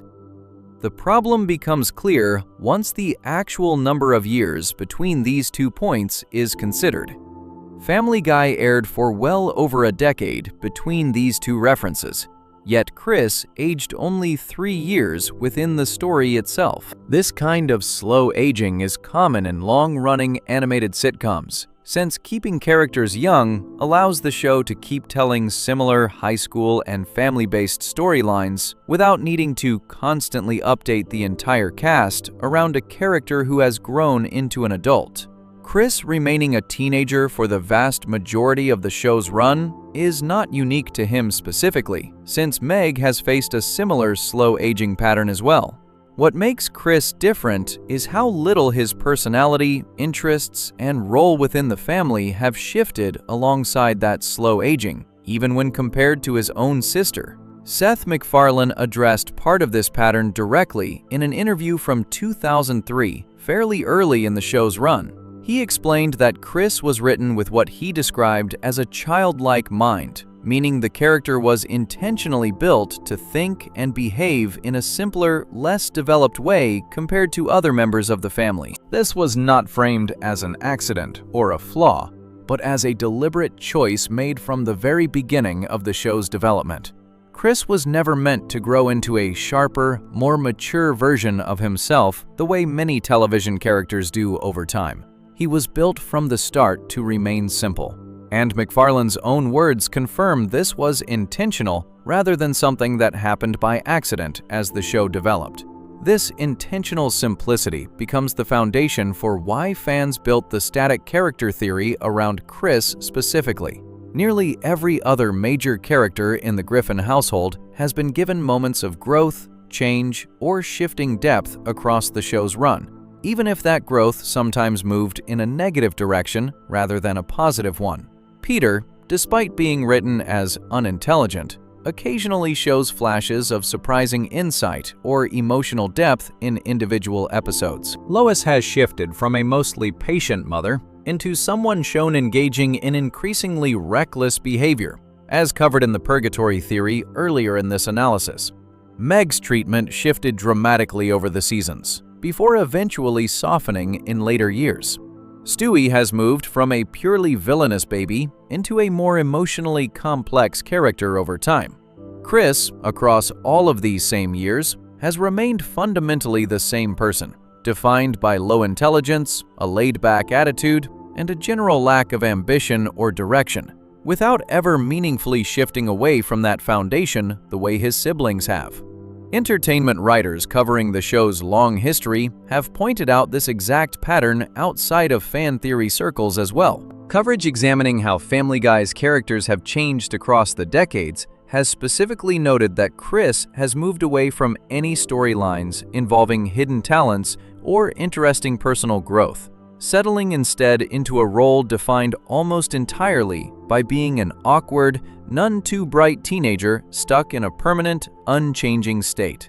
This observation lines up directly with what MacFarlane described as an intentional choice from the show's earliest days, suggesting that Chris was never meant to be a character who develops the way a typical sitcom character might, but rather a fixed point in the family, built to stay exactly where he started, regardless of how many seasons pass around him. The static character theory takes this real, documented pattern and applies a deeper meaning to it, connecting Chris's frozen personality to the larger picture of the Griffin family that earlier sections of this analysis have already explored. If Meg's mistreatment serves a specific purpose within the family's dysfunction, absorbing blame so the rest of the family does not turn on each other, and if Lois may be trapped in a repeating cycle, unable to find peace, Chris's complete lack of change raises a different kind of question. Rather than moving forward or backward emotionally the way his mother and sister appear to, Chris simply does not move at all. Supporters of this theory argue that this could represent someone completely disconnected from whatever emotional cycle affects the rest of his family, untouched by the guilt driving Peter, the frustration driving Lois, or the resentment aimed at Meg, almost as though he exists slightly outside the same pressures shaping everyone else in the household. Some fans who support this theory point to a specific detail that has appeared in the show over the years, suggesting that Chris might not be Peter's biological son at all. In one storyline, Lois raises the possibility that Chris could actually be the son of an actor she had a brief encounter with during a film shoot roughly 9 months before Chris was born, based on timing that lines up with his birth. While this moment is played for comedy rather than being treated as a serious, confirmed plot point within the show, fans supporting the static character theory sometimes use it as one possible explanation for why Chris feels emotionally separate from the rest of the family's ongoing struggles. If Chris is not truly connected to Peter by blood, his distance from the emotional patterns affecting the rest of the household could reflect that disconnect in a symbolic way. even though the show has never confirmed this detail as anything more than a passing joke. Chris's relationship with the evil monkey that lives in his closet offers another angle fans have used to explore this theory further. Throughout the show, Chris insists that a small, aggressive monkey lives in his bedroom closet, watching him and occasionally threatening him, while no other member of the family ever witnesses or acknowledges this monkey directly. This ongoing, unexplained detail has never been given a clear answer within the show itself, remaining one of the more persistent, unresolved mysteries across the entire series. Some fans connect this directly to the static character theory, suggesting that the evil monkey represents the one part of Chris's world that never changes no matter what happens elsewhere in the family, existing as a permanent fixture in his life the same way his personality remains permanently fixed regardless of how many years pass around him. The show's writing style itself offers a more straightforward explanation for why Chris has remained so consistent compared to his siblings, one that requires no hidden meaning or theory at all. Television critics and industry writers have used a specific term to describe what happens when a side character's personality traits become increasingly exaggerated and simplified over a long-running series, eventually reducing that character down to only their most basic, repeated traits, rather than allowing them to grow in new directions. This pattern has been directly applied to Chris by entertainment writers covering the show's history, who note that his character became increasingly narrow and one-dimensional starting in the show's middle seasons, settling almost entirely into being defined by low intelligence and little else, compared to the slightly more varied personality he displayed in the earliest years of the show. This narrowing effect appears to have started reversing somewhat in more recent seasons, based on observations from longtime viewers and fan wiki pages tracking the character's changes across the show's run. Some fans have noted that Chris began showing small signs of returning closer to his original, slightly more varied personality starting around the 21st season, moving away from the flattened, purely dim-witted version of the character that had dominated the middle years of the show. This shift lines up with broader changes happening across the writing staff during the same period, similar to the changes discussed in the previous section regarding Meg's improved treatment as more diverse voices joined the writing team over time. Comparing Chris to Meg reveals an interesting difference in how each character's static or shifting nature developed.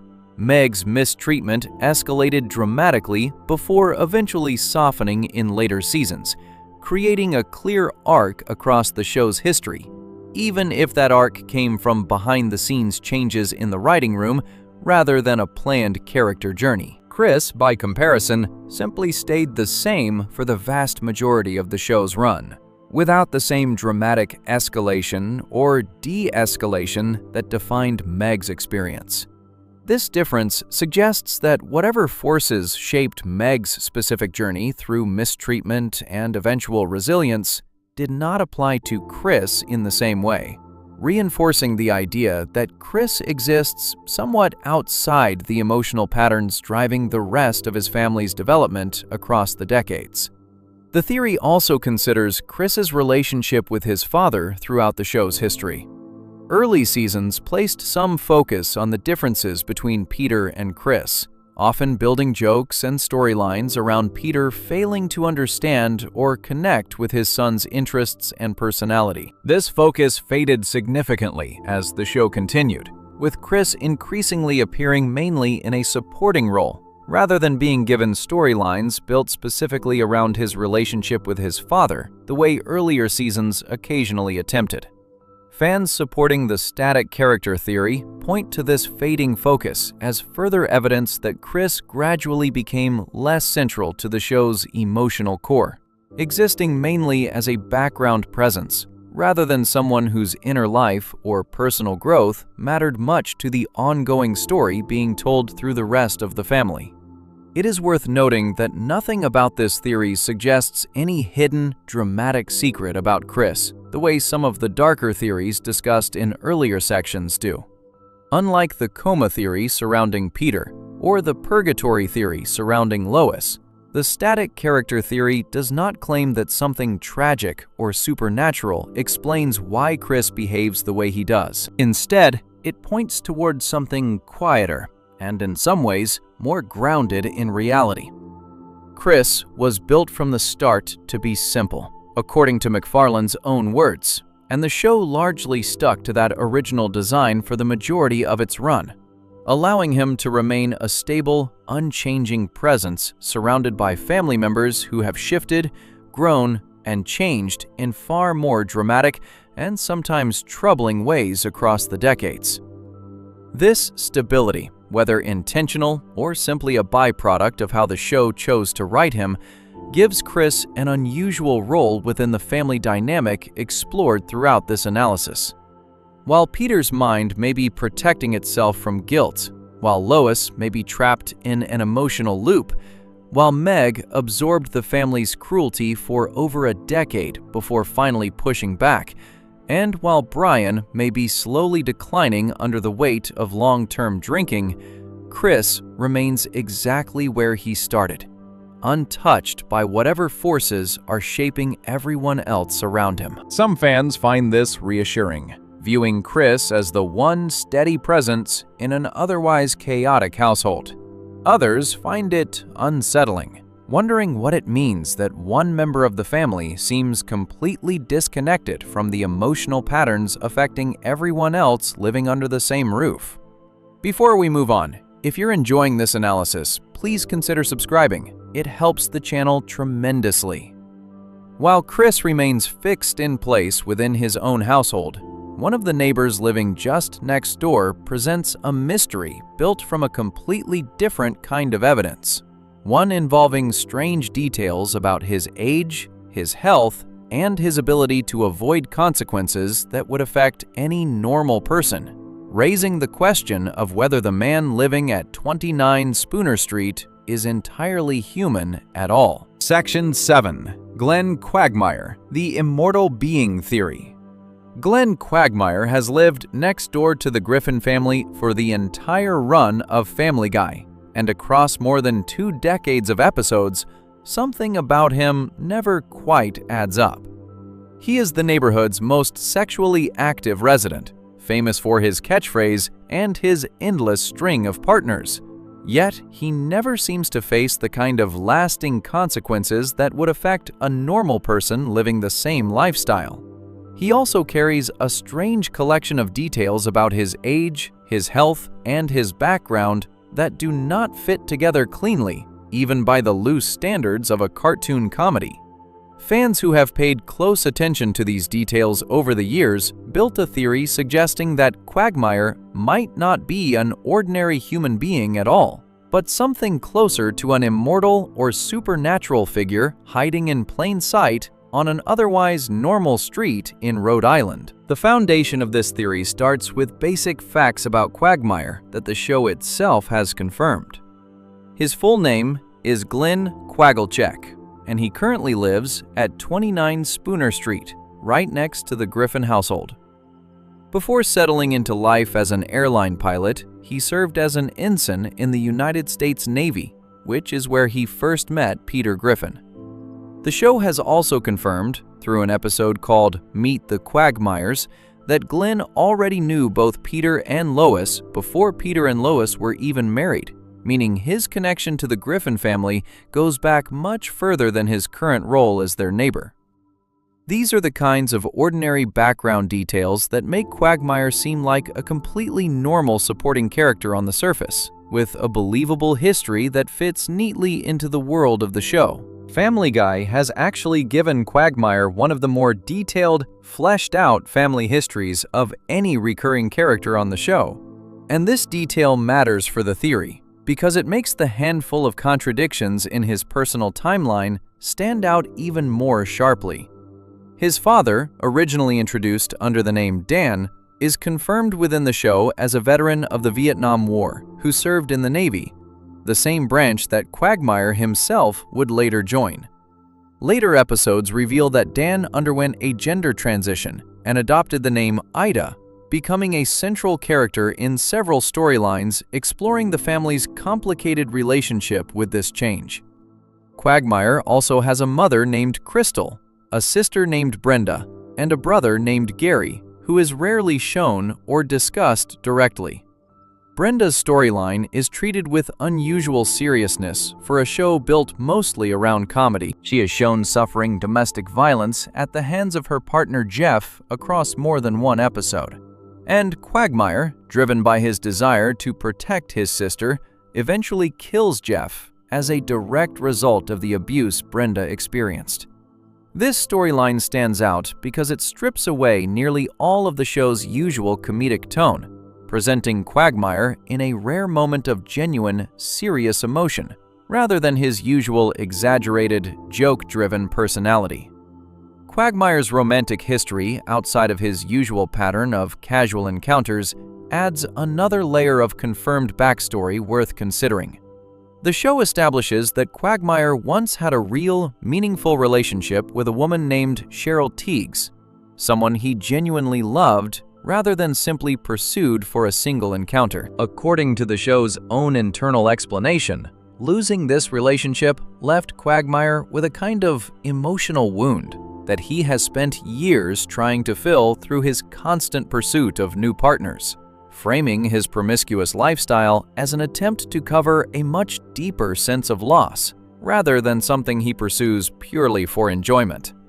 Cheryl Tiegs reappears in his life more than once throughout the show's run, usually stirred up by Brian Griffin, who at times pursues her specifically to provoke Quagmire, deepening a long-running rivalry between the two characters that plays out across several separate episodes. Quagmire was also confirmed to have been briefly married to a woman named Joan, whose death is treated within the show as an unusual, darkly comedic event, rather than something given serious emotional weight, reinforcing how differently the show treats Quagmire's private tragedies depending on which specific storyline is being told. The show has also confirmed that Quagmire fathered a daughter named Anna Lee, who is left on his doorstep in an episode built specifically around this discovery. Rather than attempting to raise her himself, Quagmire ultimately decides to place her up for adoption, believing she deserves a better chance at a stable life than he would be able to provide given his own circumstances and lifestyle. This decision is presented as one of the more thoughtful, selfless choices Quagmire makes across the entire series, standing in sharp contrast to the reckless, consequence-free behavior that defines most of his other appearances. Several other episodes hint that Quagmire may have fathered additional children scattered throughout Quahog and beyond, though Anna Lee remains the only one the show gives any real, direct attention to as an actual storyline rather than a passing joke. All of this confirmed family history and backstory gives Quagmire far more depth on paper than a simple, one-note comedic side character would typically receive. Fans supporting the immortal being theory use this depth to strengthen their argument in an indirect way. If the show were simply careless or inconsistent with Quagmire's details, it would be easy to write off the specific contradictions surrounding his age and health as nothing more than writers failing to track small details across a show with hundreds of episodes and many different writers contributing over the years. Instead, the show has clearly put thought into building out his father's military service, his sister's difficult relationship, his lost love with Cheryl Tiegs, and his daughter's adoption, all specific, connected storylines that reappear and get referenced again in later episodes. This level of ongoing attention makes the unresolved contradictions in his age and unnatural resistance to disease feel less like careless mistakes and more like specific gaps the show has chosen never to explain, even while filling in nearly every other detail of his personal life with unusual care. The details that start to break this ordinary picture apart involve his age. In an episode called Foxy Lady, Quagmire's driver's license reveals that he is 61 years old. This number becomes far more interesting once compared to other moments across the show that reference his personal history.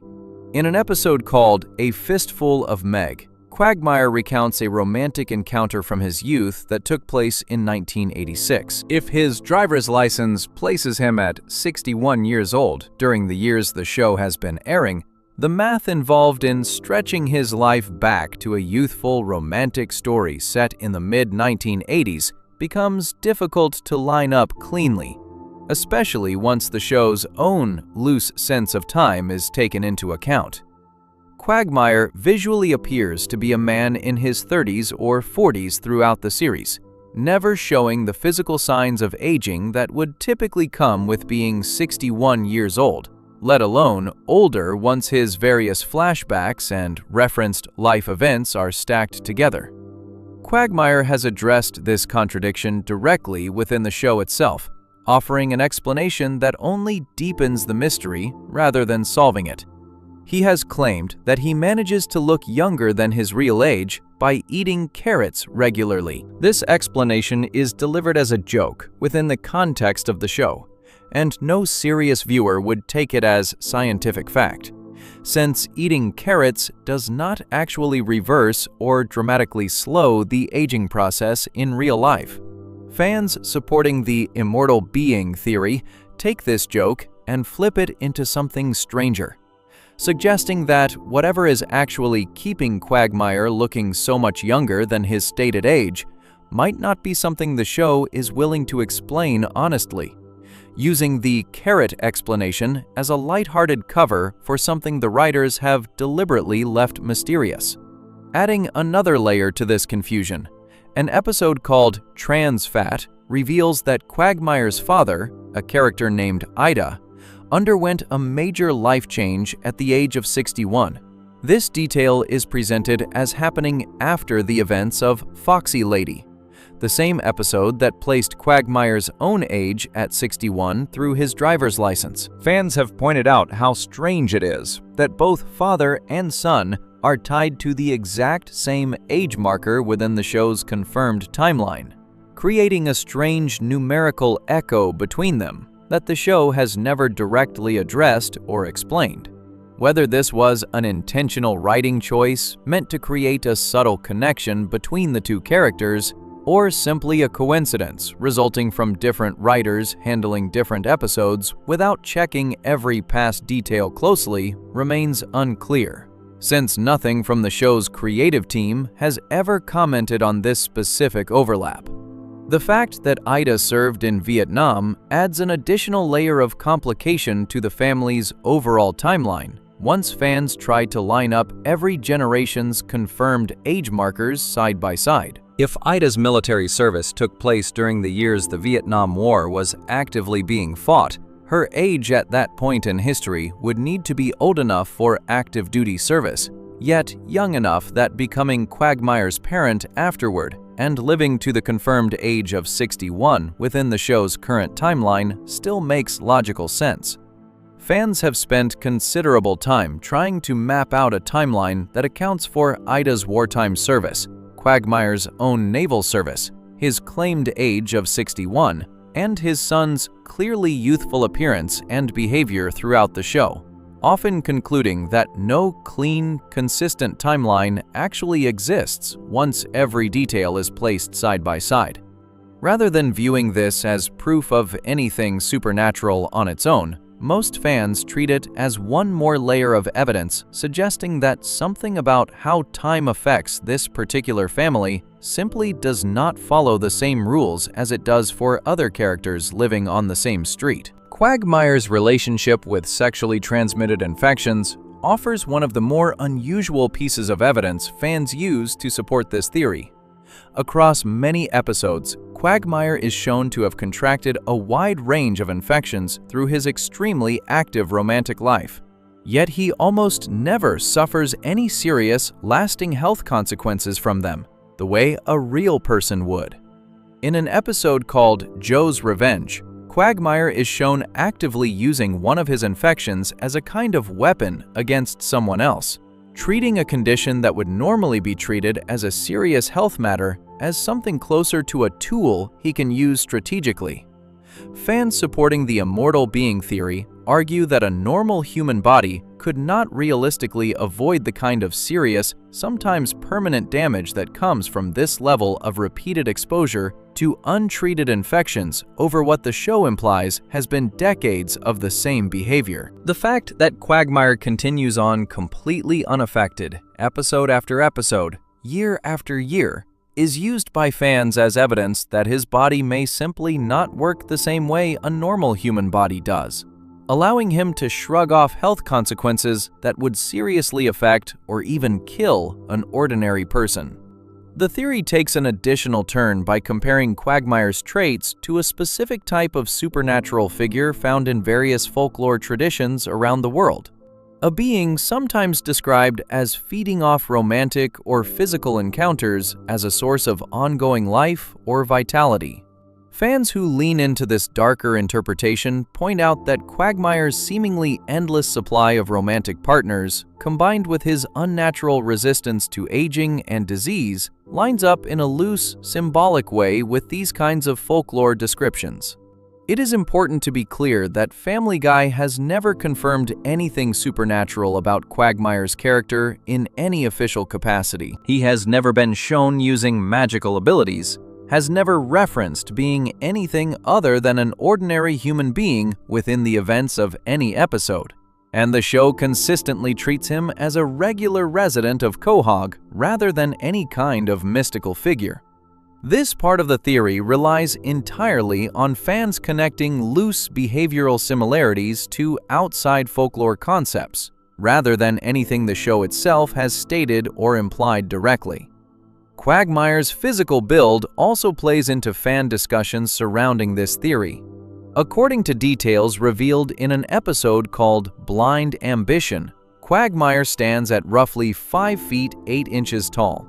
This detail on its own is not unusual or mysterious in any way, since plenty of real people share this exact height. Fans bring it up mainly to point out how ordinary and specific many of Quagmire's confirmed physical details are, which makes the handful of details that do not add up, particularly his age and his unnatural resistance to the physical consequences of his lifestyle, stand out even more sharply by comparison.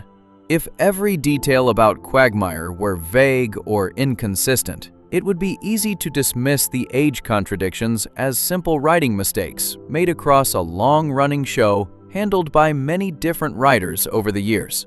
Instead, the show provides oddly specific, confirmed details about his height, his Navy background, his home address, and his family history, which makes the specific contradictions surrounding his age and health stand out as more deliberate, or at least more noticeable than they might otherwise seem. The relationship between Quagmire and his father Ida adds yet another strange layer to this theory. Ida, previously known within the family as Dan before undergoing the life change referenced in Trans Fat, has been shown to have a background that includes serving in the Vietnam War.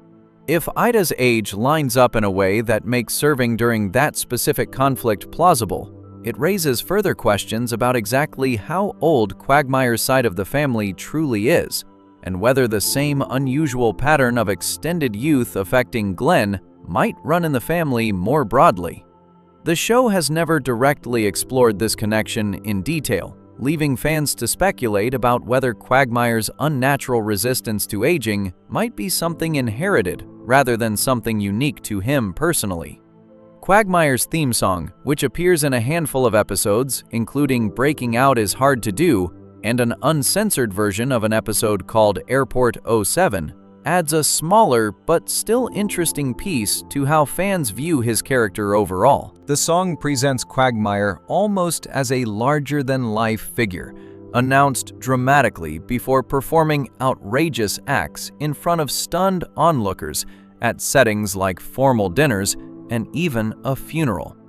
While clearly intended purely as comedy, some fans point to the almost theatrical, larger-than-life presentation of Quagmire during these musical sequences as reinforcing the idea that he is meant to feel slightly separate from the other, more grounded human characters living on the same street, even if this separation was designed purely for comedic effect rather than any serious hidden meaning. It is also worth mentioning that organizations critical of the show's content over the years have specifically singled out Quagmire's storylines as among the most controversial material Family Guy has produced, often citing his sexual content as some of the most extreme material featured across the series. This level of ongoing controversy surrounding his character shows just how central Quagmire's unusual, boundary-pushing behavior has remained to the show's identity since it first began airing, giving the immortal being theory plenty of consistent material to draw from across literally hundreds of episodes, featuring similar patterns of behavior repeated again and again without any real consequence ever catching up to him. None of this theory has ever been confirmed by Seth MacFarlane or anyone involved in producing Family Guy. Quagmire has always been presented within the show as a completely ordinary human character, despite the strange contradictions surrounding his age and his unnatural resistance to the consequences of his lifestyle. The carrot explanation remains a joke rather than a real answer, and the show has never suggested through any official statement that Quagmire is anything other than a regular, if extremely promiscuous, member of the quahog community. This theory, much like the others explored throughout this analysis, comes entirely from fans noticing genuine inconsistencies within the show's own confirmed details and building a larger explanation around them, rather than reflecting anything the creative team has ever intended or stated directly.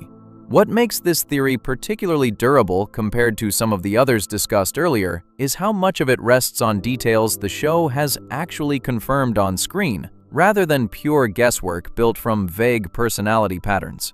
The driver's license showing his age, the specific year referenced in his youthful romantic story, his father's confirmed age at the time of a major life change, his family's documented military service across 2 separate wars, and his consistent, unexplained resistance to serious health consequences are all real on-screen details rather than assumptions layered on top of the character from outside the show. This gives the immortal being theory a slightly different flavor compared to the more purely emotional or psychological theories covered in earlier sections, relying instead on a kind of detective work built from spotting contradictions hidden inside years of confirmed, individually small details scattered across the show's long history, all set against the backdrop of a character whose family history has been given far more careful, ongoing attention than almost anyone else living on the same street.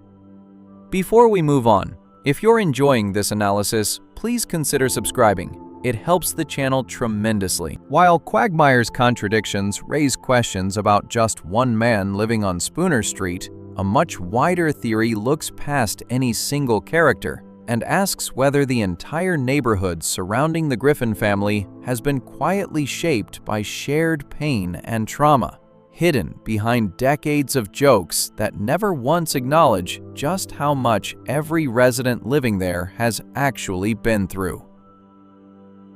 Section 8. Joe Swanson, the Trauma-Altered Neighborhood Theory.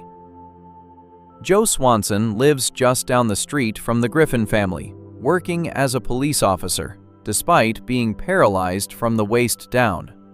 For most of the show's run, Joe is presented as a tough, determined, and mostly upbeat character, someone who refuses to let his disability stop him from doing his job or living an active life. Underneath this tough exterior, however, the show has slowly revealed a much darker set of details about Joe's past and his ongoing struggles. Details that fans have used to build a theory suggesting the entire neighborhood surrounding the Griffin family has been quietly shaped by real trauma, hidden behind decades of jokes that rarely acknowledge how much pain each resident is actually carrying. The clearest piece of evidence supporting this theory comes directly from the show's own confirmed storyline about how Joe became paralyzed in the first place. In an early episode called A Hero Sits Next Door, Joe tells a dramatic story, claiming he was injured while investigating a robbery at an orphanage, sliding off a roof after tripping during a confrontation, and injuring his spine in the fall. This story is treated as fact for years across the show's run, giving Joe a fairly straightforward, if slightly exaggerated, origin for his disability. Years later, in an episode called Joe's Revenge, the show completely overturns this story. Joe admits that the orphanage story was a lie and reveals the real explanation. He was working undercover, investigating a heroin operation run by a criminal named Bobby Briggs, and when his cover as a police officer was discovered, Briggs shot him multiple times in the legs, leaving him permanently paralyzed as a result. This reveal matters far more than a simple plot twist. Joe spent years telling everyone around him, including his closest friends, a softened, more heroic version of the truth, rather than admitting what actually happened to him. The real story involves being hunted down and shot after being exposed during a dangerous undercover operation.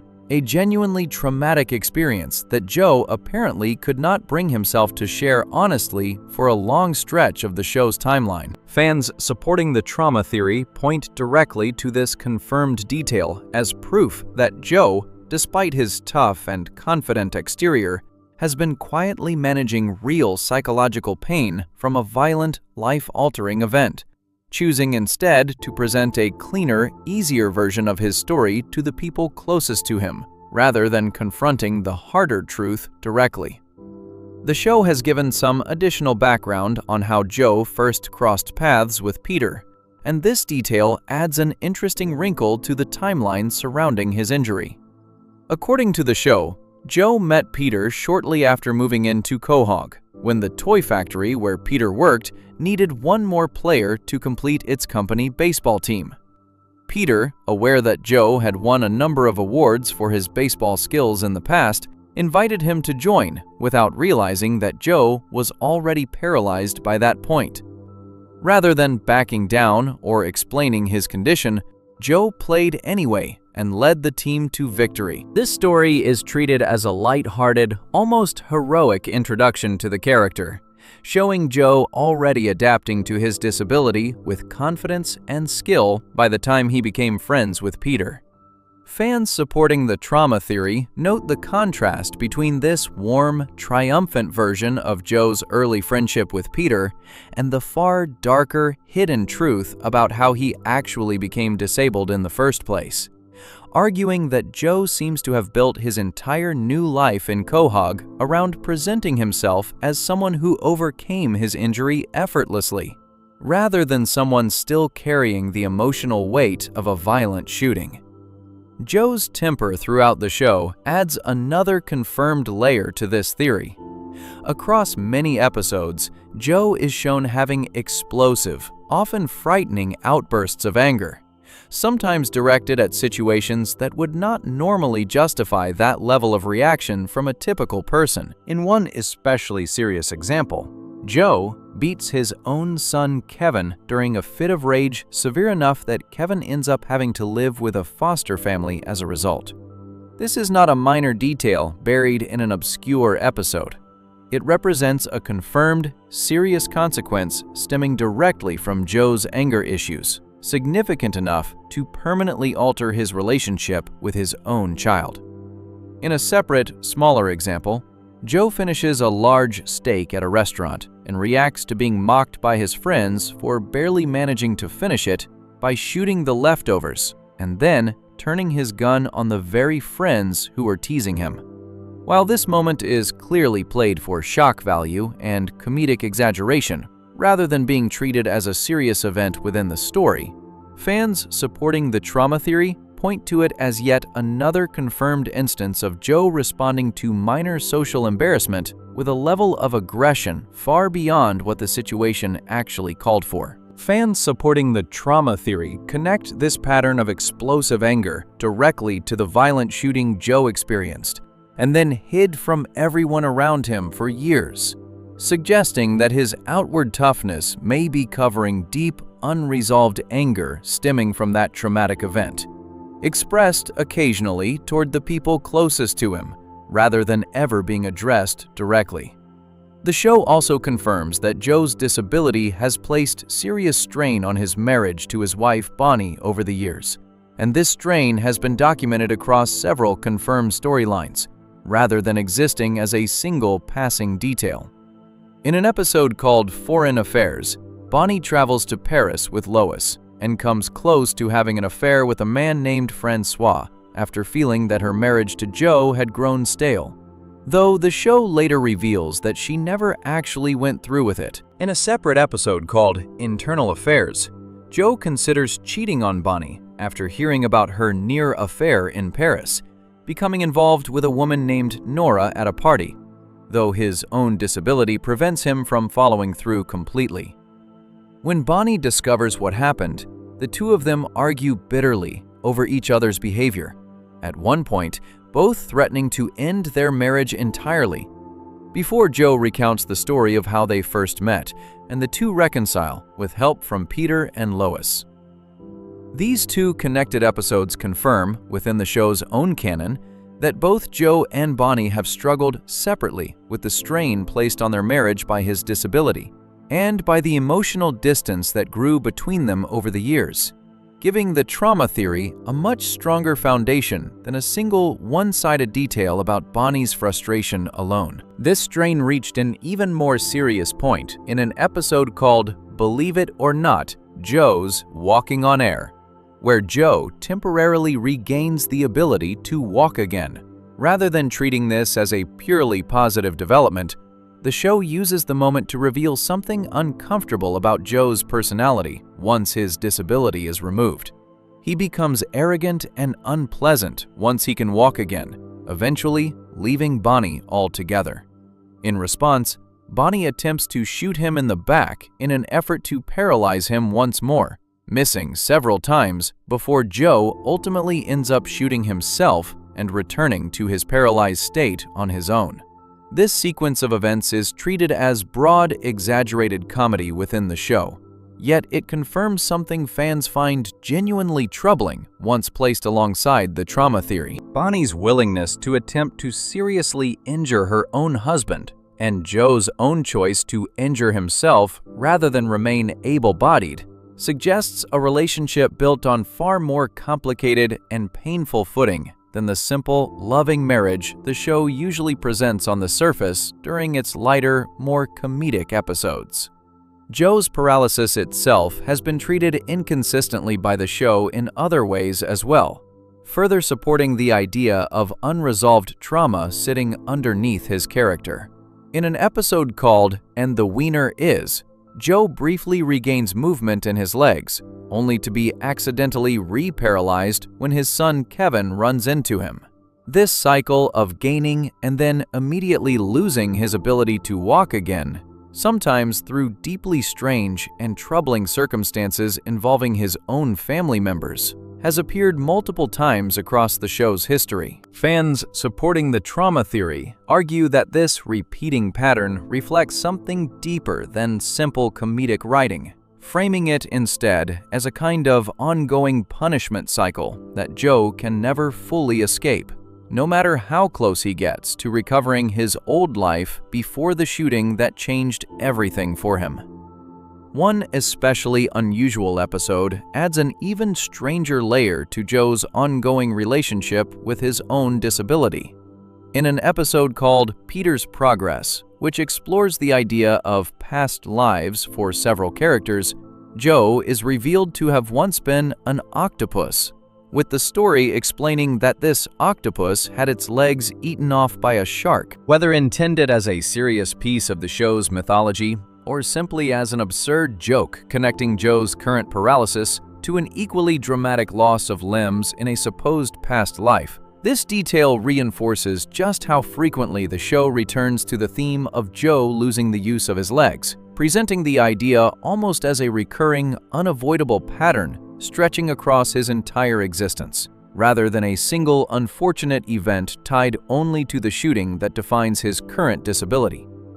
Despite his disability, Joe consistently displays physical abilities that go far beyond what a realistic paraplegic character would be capable of, defeating multiple armed opponents at once, and even successfully fighting off a giant mutated creature in one storyline, despite having the lower half of his body embedded in his own driveway at the time. In one particularly striking sequence from an episode called The Thin White Line, Joe is shown single-handedly taking on a large group of armed attackers, relying on his upper body strength and combat training to overwhelm every one of them, despite being confined to his wheelchair throughout the entire fight.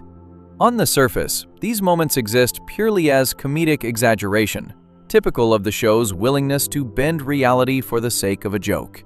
Fans supporting the trauma theory offer a different interpretation, suggesting that these exaggerated displays of strength and toughness represent Joe's determination to prove, again and again, that the traumatic event which took away his legs did not take away his value or his ability to protect the people around him. Whether or not this was the intended meaning behind these action-heavy comedic sequences, the pattern lines up closely with how some real trauma survivors describe pushing themselves to prove their continued strength and usefulness following a life-altering injury. The show has occasionally leaned into Joe's disability as a shared experience among several characters, rather than something isolating him entirely. In more than one storyline, Joe joins forces with other disabled or physically altered characters from within the show's universe, combining their individual limitations into a single, more powerful team. At times, even forming a giant robot-style figure built entirely from the combined bodies of these characters working together. While clearly intended as a purely comedic, over-the-top spectacle, rather than any serious commentary, fans supporting the wider trauma theory point to this recurring idea of disabled characters banding together as a small but interesting detail, suggesting that the show occasionally seems aware, even if only in passing, of just how many of its side characters share some version of physical or emotional damage sitting beneath their more comedic personalities. Expanding this theory beyond Joe himself, fans have applied a similar lens to the wider neighborhood surrounding the Griffin family, suggesting that the shift toward darker, meaner humor seen across the show's later seasons reflects accumulated trauma experienced by nearly every resident living there. Quagmire, discussed in the previous section, carries his own unresolved history involving his complicated relationship with his father and his own confirmed struggles with numerous untreated health conditions stemming from his lifestyle. Cleveland, who will be examined in more detail in the following section, has experienced his own share of serious hardship throughout the show's run as well. Fans applying this broader neighborhood trauma theory argue that the increasingly harsh, occasionally cruel humor that developed across the middle and later seasons of the show reflects each of these characters slowly breaking down under the weight of experiences the show rarely stops to address directly, choosing instead to move quickly past serious moments in favor of the next joke. This pattern of quickly moving past serious moments is itself one of the more consistently confirmed features of the show's writing style throughout its entire run. Family Guy has never been built around slow, careful, emotional processing. It is a fast-paced comedy that regularly jumps between unrelated jokes, cutaway gags, and absurd situations without pausing to reflect on the emotional weight of what just happened. Joe's shooting, his lie about the orphanage story, his explosive temper, and the strain on his marriage are all real, confirmed events within the show's canon. Yet none of them receive the kind of sustained, serious attention that a live-action drama might give to similar material. This gap between the seriousness of what actually happened to Joe and how quickly the show moves past it is exactly what allows fan theories like this one to take root, since audiences are left to fill in the emotional space that the show itself rushes past in favor of the next punchline. The theory becomes especially interesting when comparing Joe's confirmed backstory to how casually his friends treat his disability across so many episodes. Peter, Quagmire, and Cleveland frequently make jokes directly about Joe's paralysis, sometimes in ways that come across as genuinely insensitive rather than light-hearted teasing between close friends. If Joe truly is carrying serious unresolved trauma from the shooting that caused his disability, as the show's own confirmed backstory suggests, this casual, sometimes cruel treatment from his closest friends takes on a heavier weight than it might appear to have on the surface.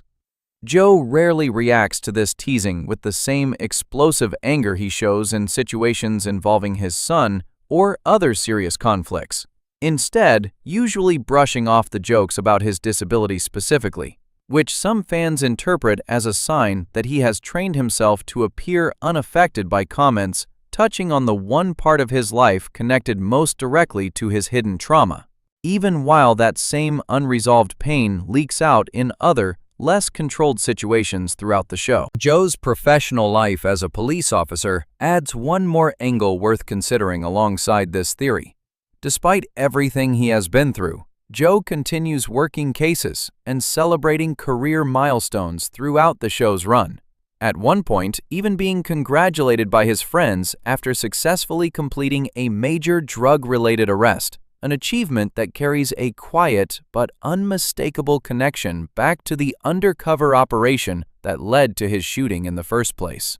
Rather than avoiding work connected to the exact kind of criminal activity that once nearly killed him, Joe appears to continue pursuing that same category of dangerous case, which fans supporting the trauma theory interpret as another sign of someone trying to reclaim control over the specific situation that hurt him the most, choosing to keep confronting similar dangers directly rather than stepping back from that part of his job entirely. It is important to state clearly that nothing about this broader neighborhood trauma theory has been officially confirmed by Seth MacFarlane or the writers behind Family Guy.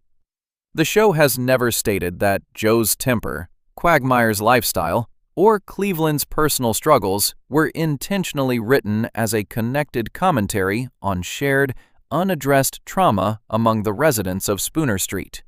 What can be confirmed, directly from the show's own episodes, is that Joe lied for years about how he became paralyzed, that the real explanation involves a violent shooting during an undercover operation, that his anger has led to serious, real consequences within his own family, that his marriage has been shaken more than once by infidelity on both sides, and that his physical condition has been altered and reversed multiple times under strange and sometimes disturbing circumstances involving people closest to him. These are not fan inventions. They are confirmed events within the show's own canon, regardless of how the broader theory built around them chooses to interpret their deeper meaning. Joe's story ultimately raises a difficult question about how much pain a person can carry while still appearing completely fine to everyone around them. He continues working as a police officer, continues supporting his family financially, and continues presenting himself as tough and capable despite everything the show has confirmed happened to him. Whether his explosive temper and his years of lying about his own injury represent genuine, unresolved trauma, as this theory suggests, or simply reflect typical, exaggerated sitcom writing designed purely for comedic effect, the confirmed details of his backstory give this particular theory a stronger foundation in actual canon than many of the more speculative ideas explored earlier in this analysis. Before we move on, if you're enjoying this analysis, please consider subscribing. It helps the channel tremendously. While Joe's confirmed history reveals a man hiding real pain behind a tough exterior, another resident of this same street carries a very different kind of mystery, one that stretches beyond the borders of Quahog entirely and pulls in an entirely separate animated show, raising strange questions about just how connected these two fictional worlds might actually be. Section 9. Cleveland Brown, the Shared Universe Theory. Cleveland Brown has lived on Spooner Street as one of the Griffin family's closest neighbors for the majority of Family Guy's run, eventually leaving Quahog for a period of time to star in his own spin-off series called The Cleveland Show, only to return to Quahog again after that series ended. Because Cleveland exists as a direct, confirmed link between two different animated shows, fans have used his character as the starting point for a much larger theory. One suggesting that Family Guy, American Dad, and The Cleveland Show all take place within the same connected universe, and that this shared universe might explain far stranger details buried within each individual show. The most solid piece of evidence supporting a connected universe comes from an actual event that aired across all three shows in 2011, called Night of the Hurricane. This was a real, confirmed, three-part crossover story involving Family Guy, American Dad, and The Cleveland Show, built around a single hurricane that affects all three fictional towns at the same time: Quahog, Langley Falls, and Stool Bend. Records of the episodes confirmed the exact structure of this event. The storm first appears in a Cleveland Show episode, continues through a Family Guy episode airing during that same season, and then wraps up in an American Dad episode, where characters from all three shows are shown dealing with the same weather event within the same shared timeline. The final chapter of this crossover event, which aired as part of American Dad, brought characters from all three shows together in the same physical location, confirming within the actual canon of these shows that Quahog, Langley Falls, and Stool Bend exist near each other in the same shared world. This was not a joke, a dream sequence, or a virtual reality simulation, the way many earlier crossovers between these shows had been. It stands as one of the clearest, most direct confirmations that these three animated worlds are meant to exist together, rather than as separate, unconnected universes.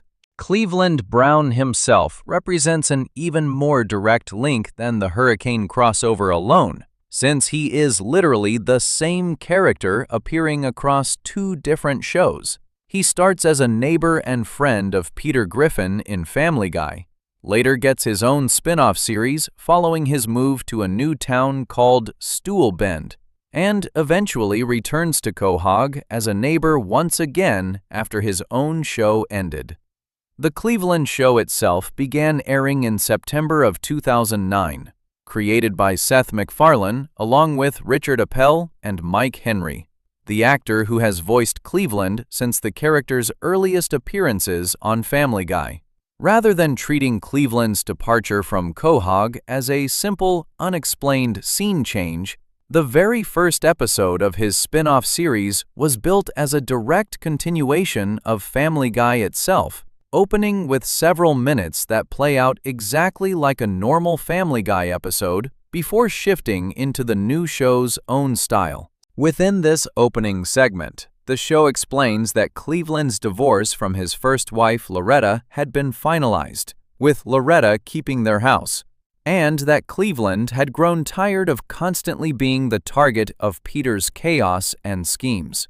This gives his departure a grounded, in-universe reason, tied directly to events that had already happened within Family Guy's own confirmed history, rather than simply removing the character without any explanation at all.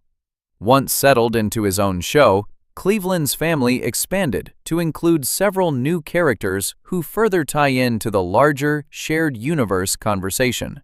He remarries a woman named Donna Tubbs, a high school friend he had feelings for long before meeting Loretta, and becomes stepfather to her two children, a teenage daughter named Roberta and a young son named Rollo. His own son from his first marriage, Cleveland Brown Jr., moves with him to Stool Bend as well, though the character receives a noticeably different design and personality compared to how he appeared during his earlier scenes in Family Guy, shifting from a hyperactive younger child into a much heavier, quieter teenager, and switching voice actors from Mike Henry to Kevin Michael Richardson in the process.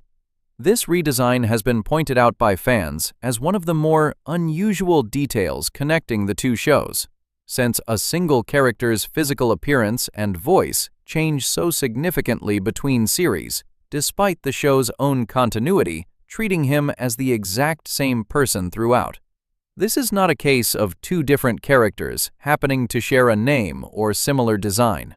Cleveland is confirmed, within the actual continuity of both shows, to be the exact same person living through connected events across two separate series. His journey alone proves that at least some meaningful connection exists between these fictional worlds, since a single character moving between two towns and appearing consistently in both confirms a shared timeline and shared geography that a simple one-time joke crossover would not.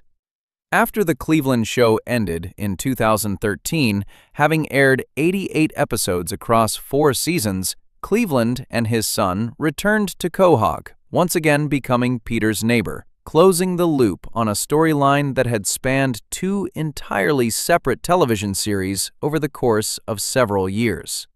Beyond Cleveland's direct movement between shows, Family Guy, American Dad, and The Cleveland Show have referenced each other consistently across many years, even outside of the major hurricane crossover event. Stan Smith, the main character of American Dad, has made confirmed cameo appearances within actual Family Guy episodes, including one moment congratulating Brian for supporting a particular political party. Roger, the alien character living with the Smith family on American Dad, has appeared within Family Guy as well, including inside one of the show's well-known Star Wars parody specials. An episode that also included appearances from characters connected to The Cleveland Show, further tying all 3 series together within a single confirmed piece of animation. Quagmire himself references this same connected world directly in one episode, mentioning to Cleveland that after finishing a task related to a funeral, he plans to head toward Langley for what the show describes as a background gag appearance during a bachelor party scene taking place within an actual American Dad episode, treating travel between these two fictional towns as a completely normal, unremarkable part of daily life for characters living in this shared world.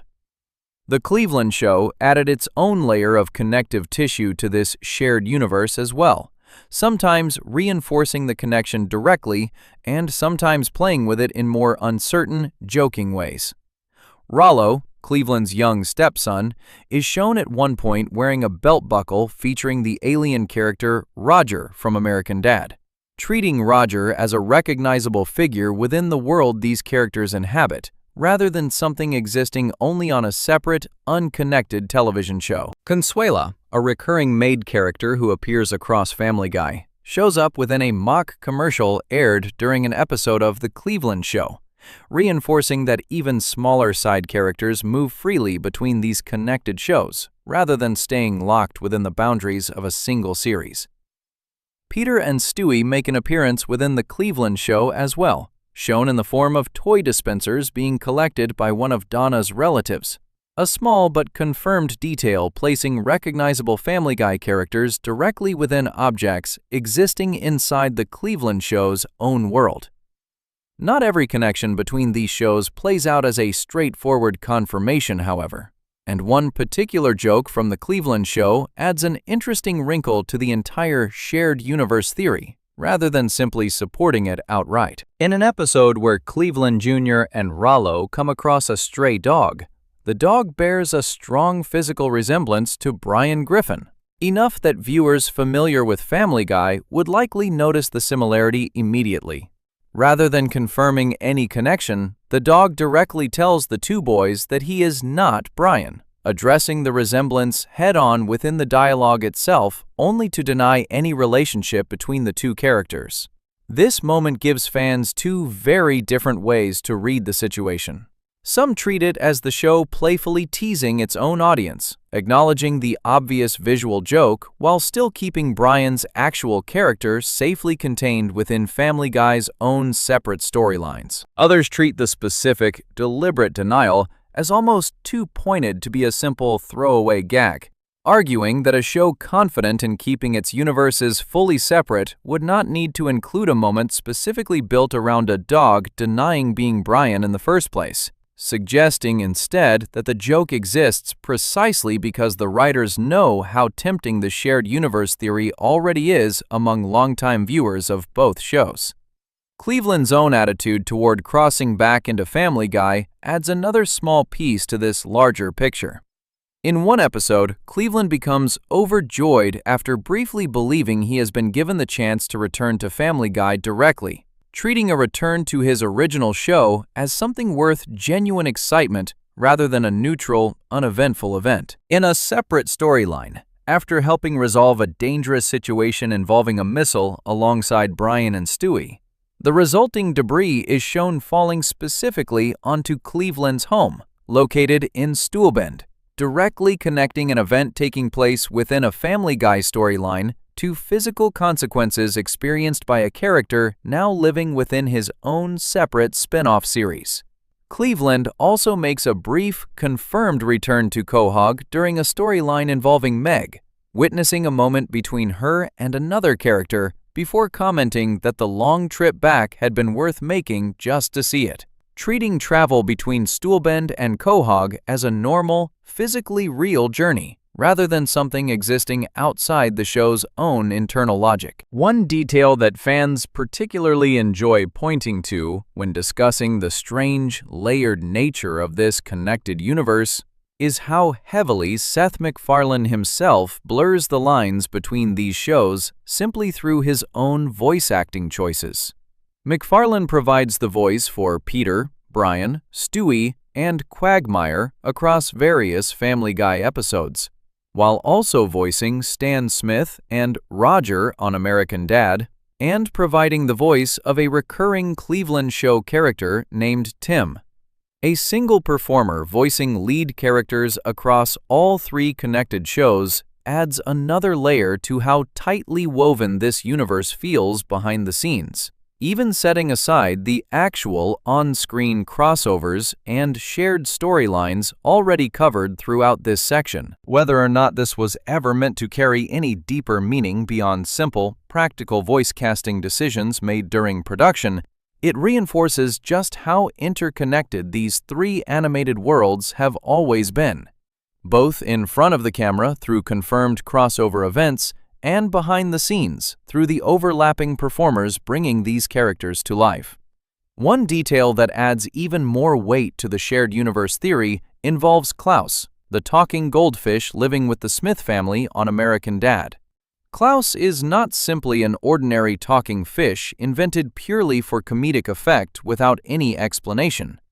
Confirmed canon within American Dad establishes that Klaus was originally a human being, specifically an East German Olympic ski jumper, whose brain was placed inside the body of a goldfish through experiments connected to the American government's intelligence agency. This is not a fan theory or piece of speculation. It is directly confirmed, established backstory within American Dad's own canon, explaining exactly why a goldfish is able to think, speak, and behave like a fully grown adult human being trapped inside an animal's body. This confirmed detail about Klaus becomes the foundation for a much larger theory fans have built connecting Family Guy directly to American Dad through Cleveland's shared presence across both shows. If one of Seth MacFarlane's animated universes has already confirmed that intelligent animal characters can result from secretive government experimentation, some fans argue it becomes reasonable to wonder whether other unusually intelligent animal characters existing within this same connected universe might share a similar, unexplained origin. Brian Griffin, the talking, drinking, writing dog living with the Griffin family, has never received any official explanation for his intelligence within Family Guy itself. The show simply presents Brian as a talking dog, without ever addressing how or why he is capable of speech, thought, and complex reasoning the way a normal dog would never be able to manage naturally. Fans building this theory suggest that since Klaus's talking fish abilities have already been explained through confirmed government experimentation within the same shared universe that Cleveland physically moves through and Stan Smith cameos within, Brian's own unexplained intelligence might stem from a similar hidden origin, even though Family Guy itself has never stated this directly. This remains speculation rather than confirmed fact, since nothing within Family Guy's own episodes has ever suggested Brian went through any kind of government experiment or brain transfer procedure. The theory relies entirely on borrowing an explanation confirmed in one connected show and applying it, without direct confirmation, to a similar, unexplained mystery existing in a different show occupying the same shared fictional world. The theory becomes more layered once fans start examining just how many intelligent, human-like animal characters exist across McFarlane's connected animated universe as a whole.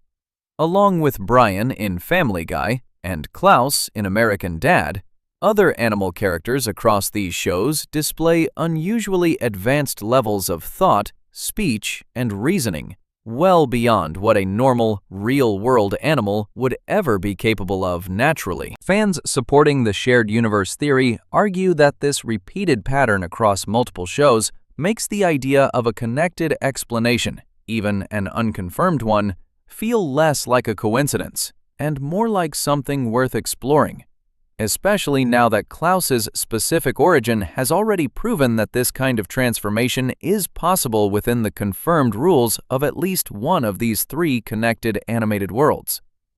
Family Guy has also crossed paths with animated worlds existing entirely outside of Seth MacFarlane's own shows, giving fans an interesting point of comparison when trying to judge just how seriously the shared universe theory involving American Dad and The Cleveland Show should actually be taken.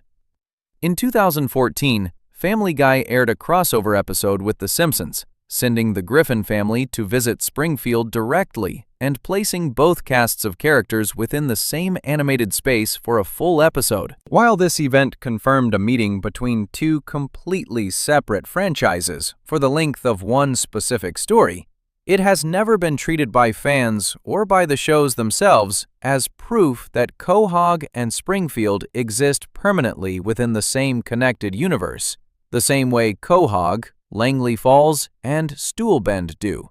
This comparison matters because it shows that Family Guy is clearly capable of crossing into other animated worlds purely for a single, self-contained event, without that event being treated as ongoing, ironclad confirmation of a shared universe going forward. The difference with American Dad and The Cleveland Show is that their connections are not limited to a single crossover episode. They stretch across years of repeated appearances, a confirmed multi-show hurricane storyline, a spin-off character physically moving between towns, and dozens of smaller references scattered across hundreds of episodes, giving that particular connection a level of consistency The Simpsons crossover never attempted to build. It is worth being clear about where the confirmed facts end and where fan speculation begins within this theory. The night of the hurricane crossover event is real, confirmed, and aired across all three shows, exactly as described. Cleveland's movement between Family Guy and The Cleveland Show, along with his eventual return, is also confirmed. Real continuity rather than speculation. Klaus's backstory involving government experimentation transforming a human being into a talking goldfish is likewise confirmed directly within American Dad's own canon. What remains unconfirmed and exists purely as fan theory is the idea that Brian's own unexplained intelligence in Family Guy stems from a similar hidden origin. Nothing within Family Guy itself has ever suggested this connection directly, and Seth MacFarlane has never confirmed any link between Klaus's specific backstory and Brian's own unexplained abilities as a talking, reasoning dog. Despite this gap between confirmed fact and fan speculation, the theory remains popular specifically because so much of its foundation rests on real, aired material rather than pure guesswork. Unlike some of the theories discussed earlier in this analysis, which build entirely from patterns noticed in a single show without any outside confirmation, the shared universe theory benefits from actual crossover events that networks aired publicly. actual character continuity that spans multiple confirmed series, and an actual official explanation for animal intelligence that already exists within one of the 3 connected shows. This gives fans a much stronger starting point to build additional speculation from, even when that speculation eventually reaches beyond what has actually been confirmed. The shared universe connection also raises interesting questions about how much of Quahog's stranger, unexplained elements might tie back to the same kind of secretive government activity already confirmed to exist within American Dad's world. American Dad centers heavily around an intelligence agency and its various secretive operations, presenting a world where strange experiments, cover-ups, and hidden agendas are treated as a normal, ongoing part of the show's universe. If Quahog genuinely exists within driving distance of Langley Falls, as the Night of the Hurricane crossover confirms, some fans argue it becomes reasonable to wonder whether other unexplained oddities scattered throughout Family Guy's own history might connect back to this same shared world of secretive government activity, even without official confirmation tying every individual mystery directly to a specific explanation. Before we move on, if you're enjoying this analysis, please consider subscribing. It helps the channel tremendously. This connection becomes even more specific once attention turns toward one particular unexplained detail involving a member of Joe Swanson's own household. A detail that ties directly back to the same intelligence agency established as central to American Dad's entire premise, raising a strange and surprisingly specific question about a member of the Griffin family's own extended neighborhood that the next part of this analysis will examine directly. Section 10. Bonnie and Joe's Baby. The CIA Director Theory. Susie Swanson is the youngest member of the Swanson household, the daughter of Joe and Bonnie, who arrives partway through the show's run and spends most of her early appearances simply sitting quietly, smiling, and occasionally being carried around by her parents.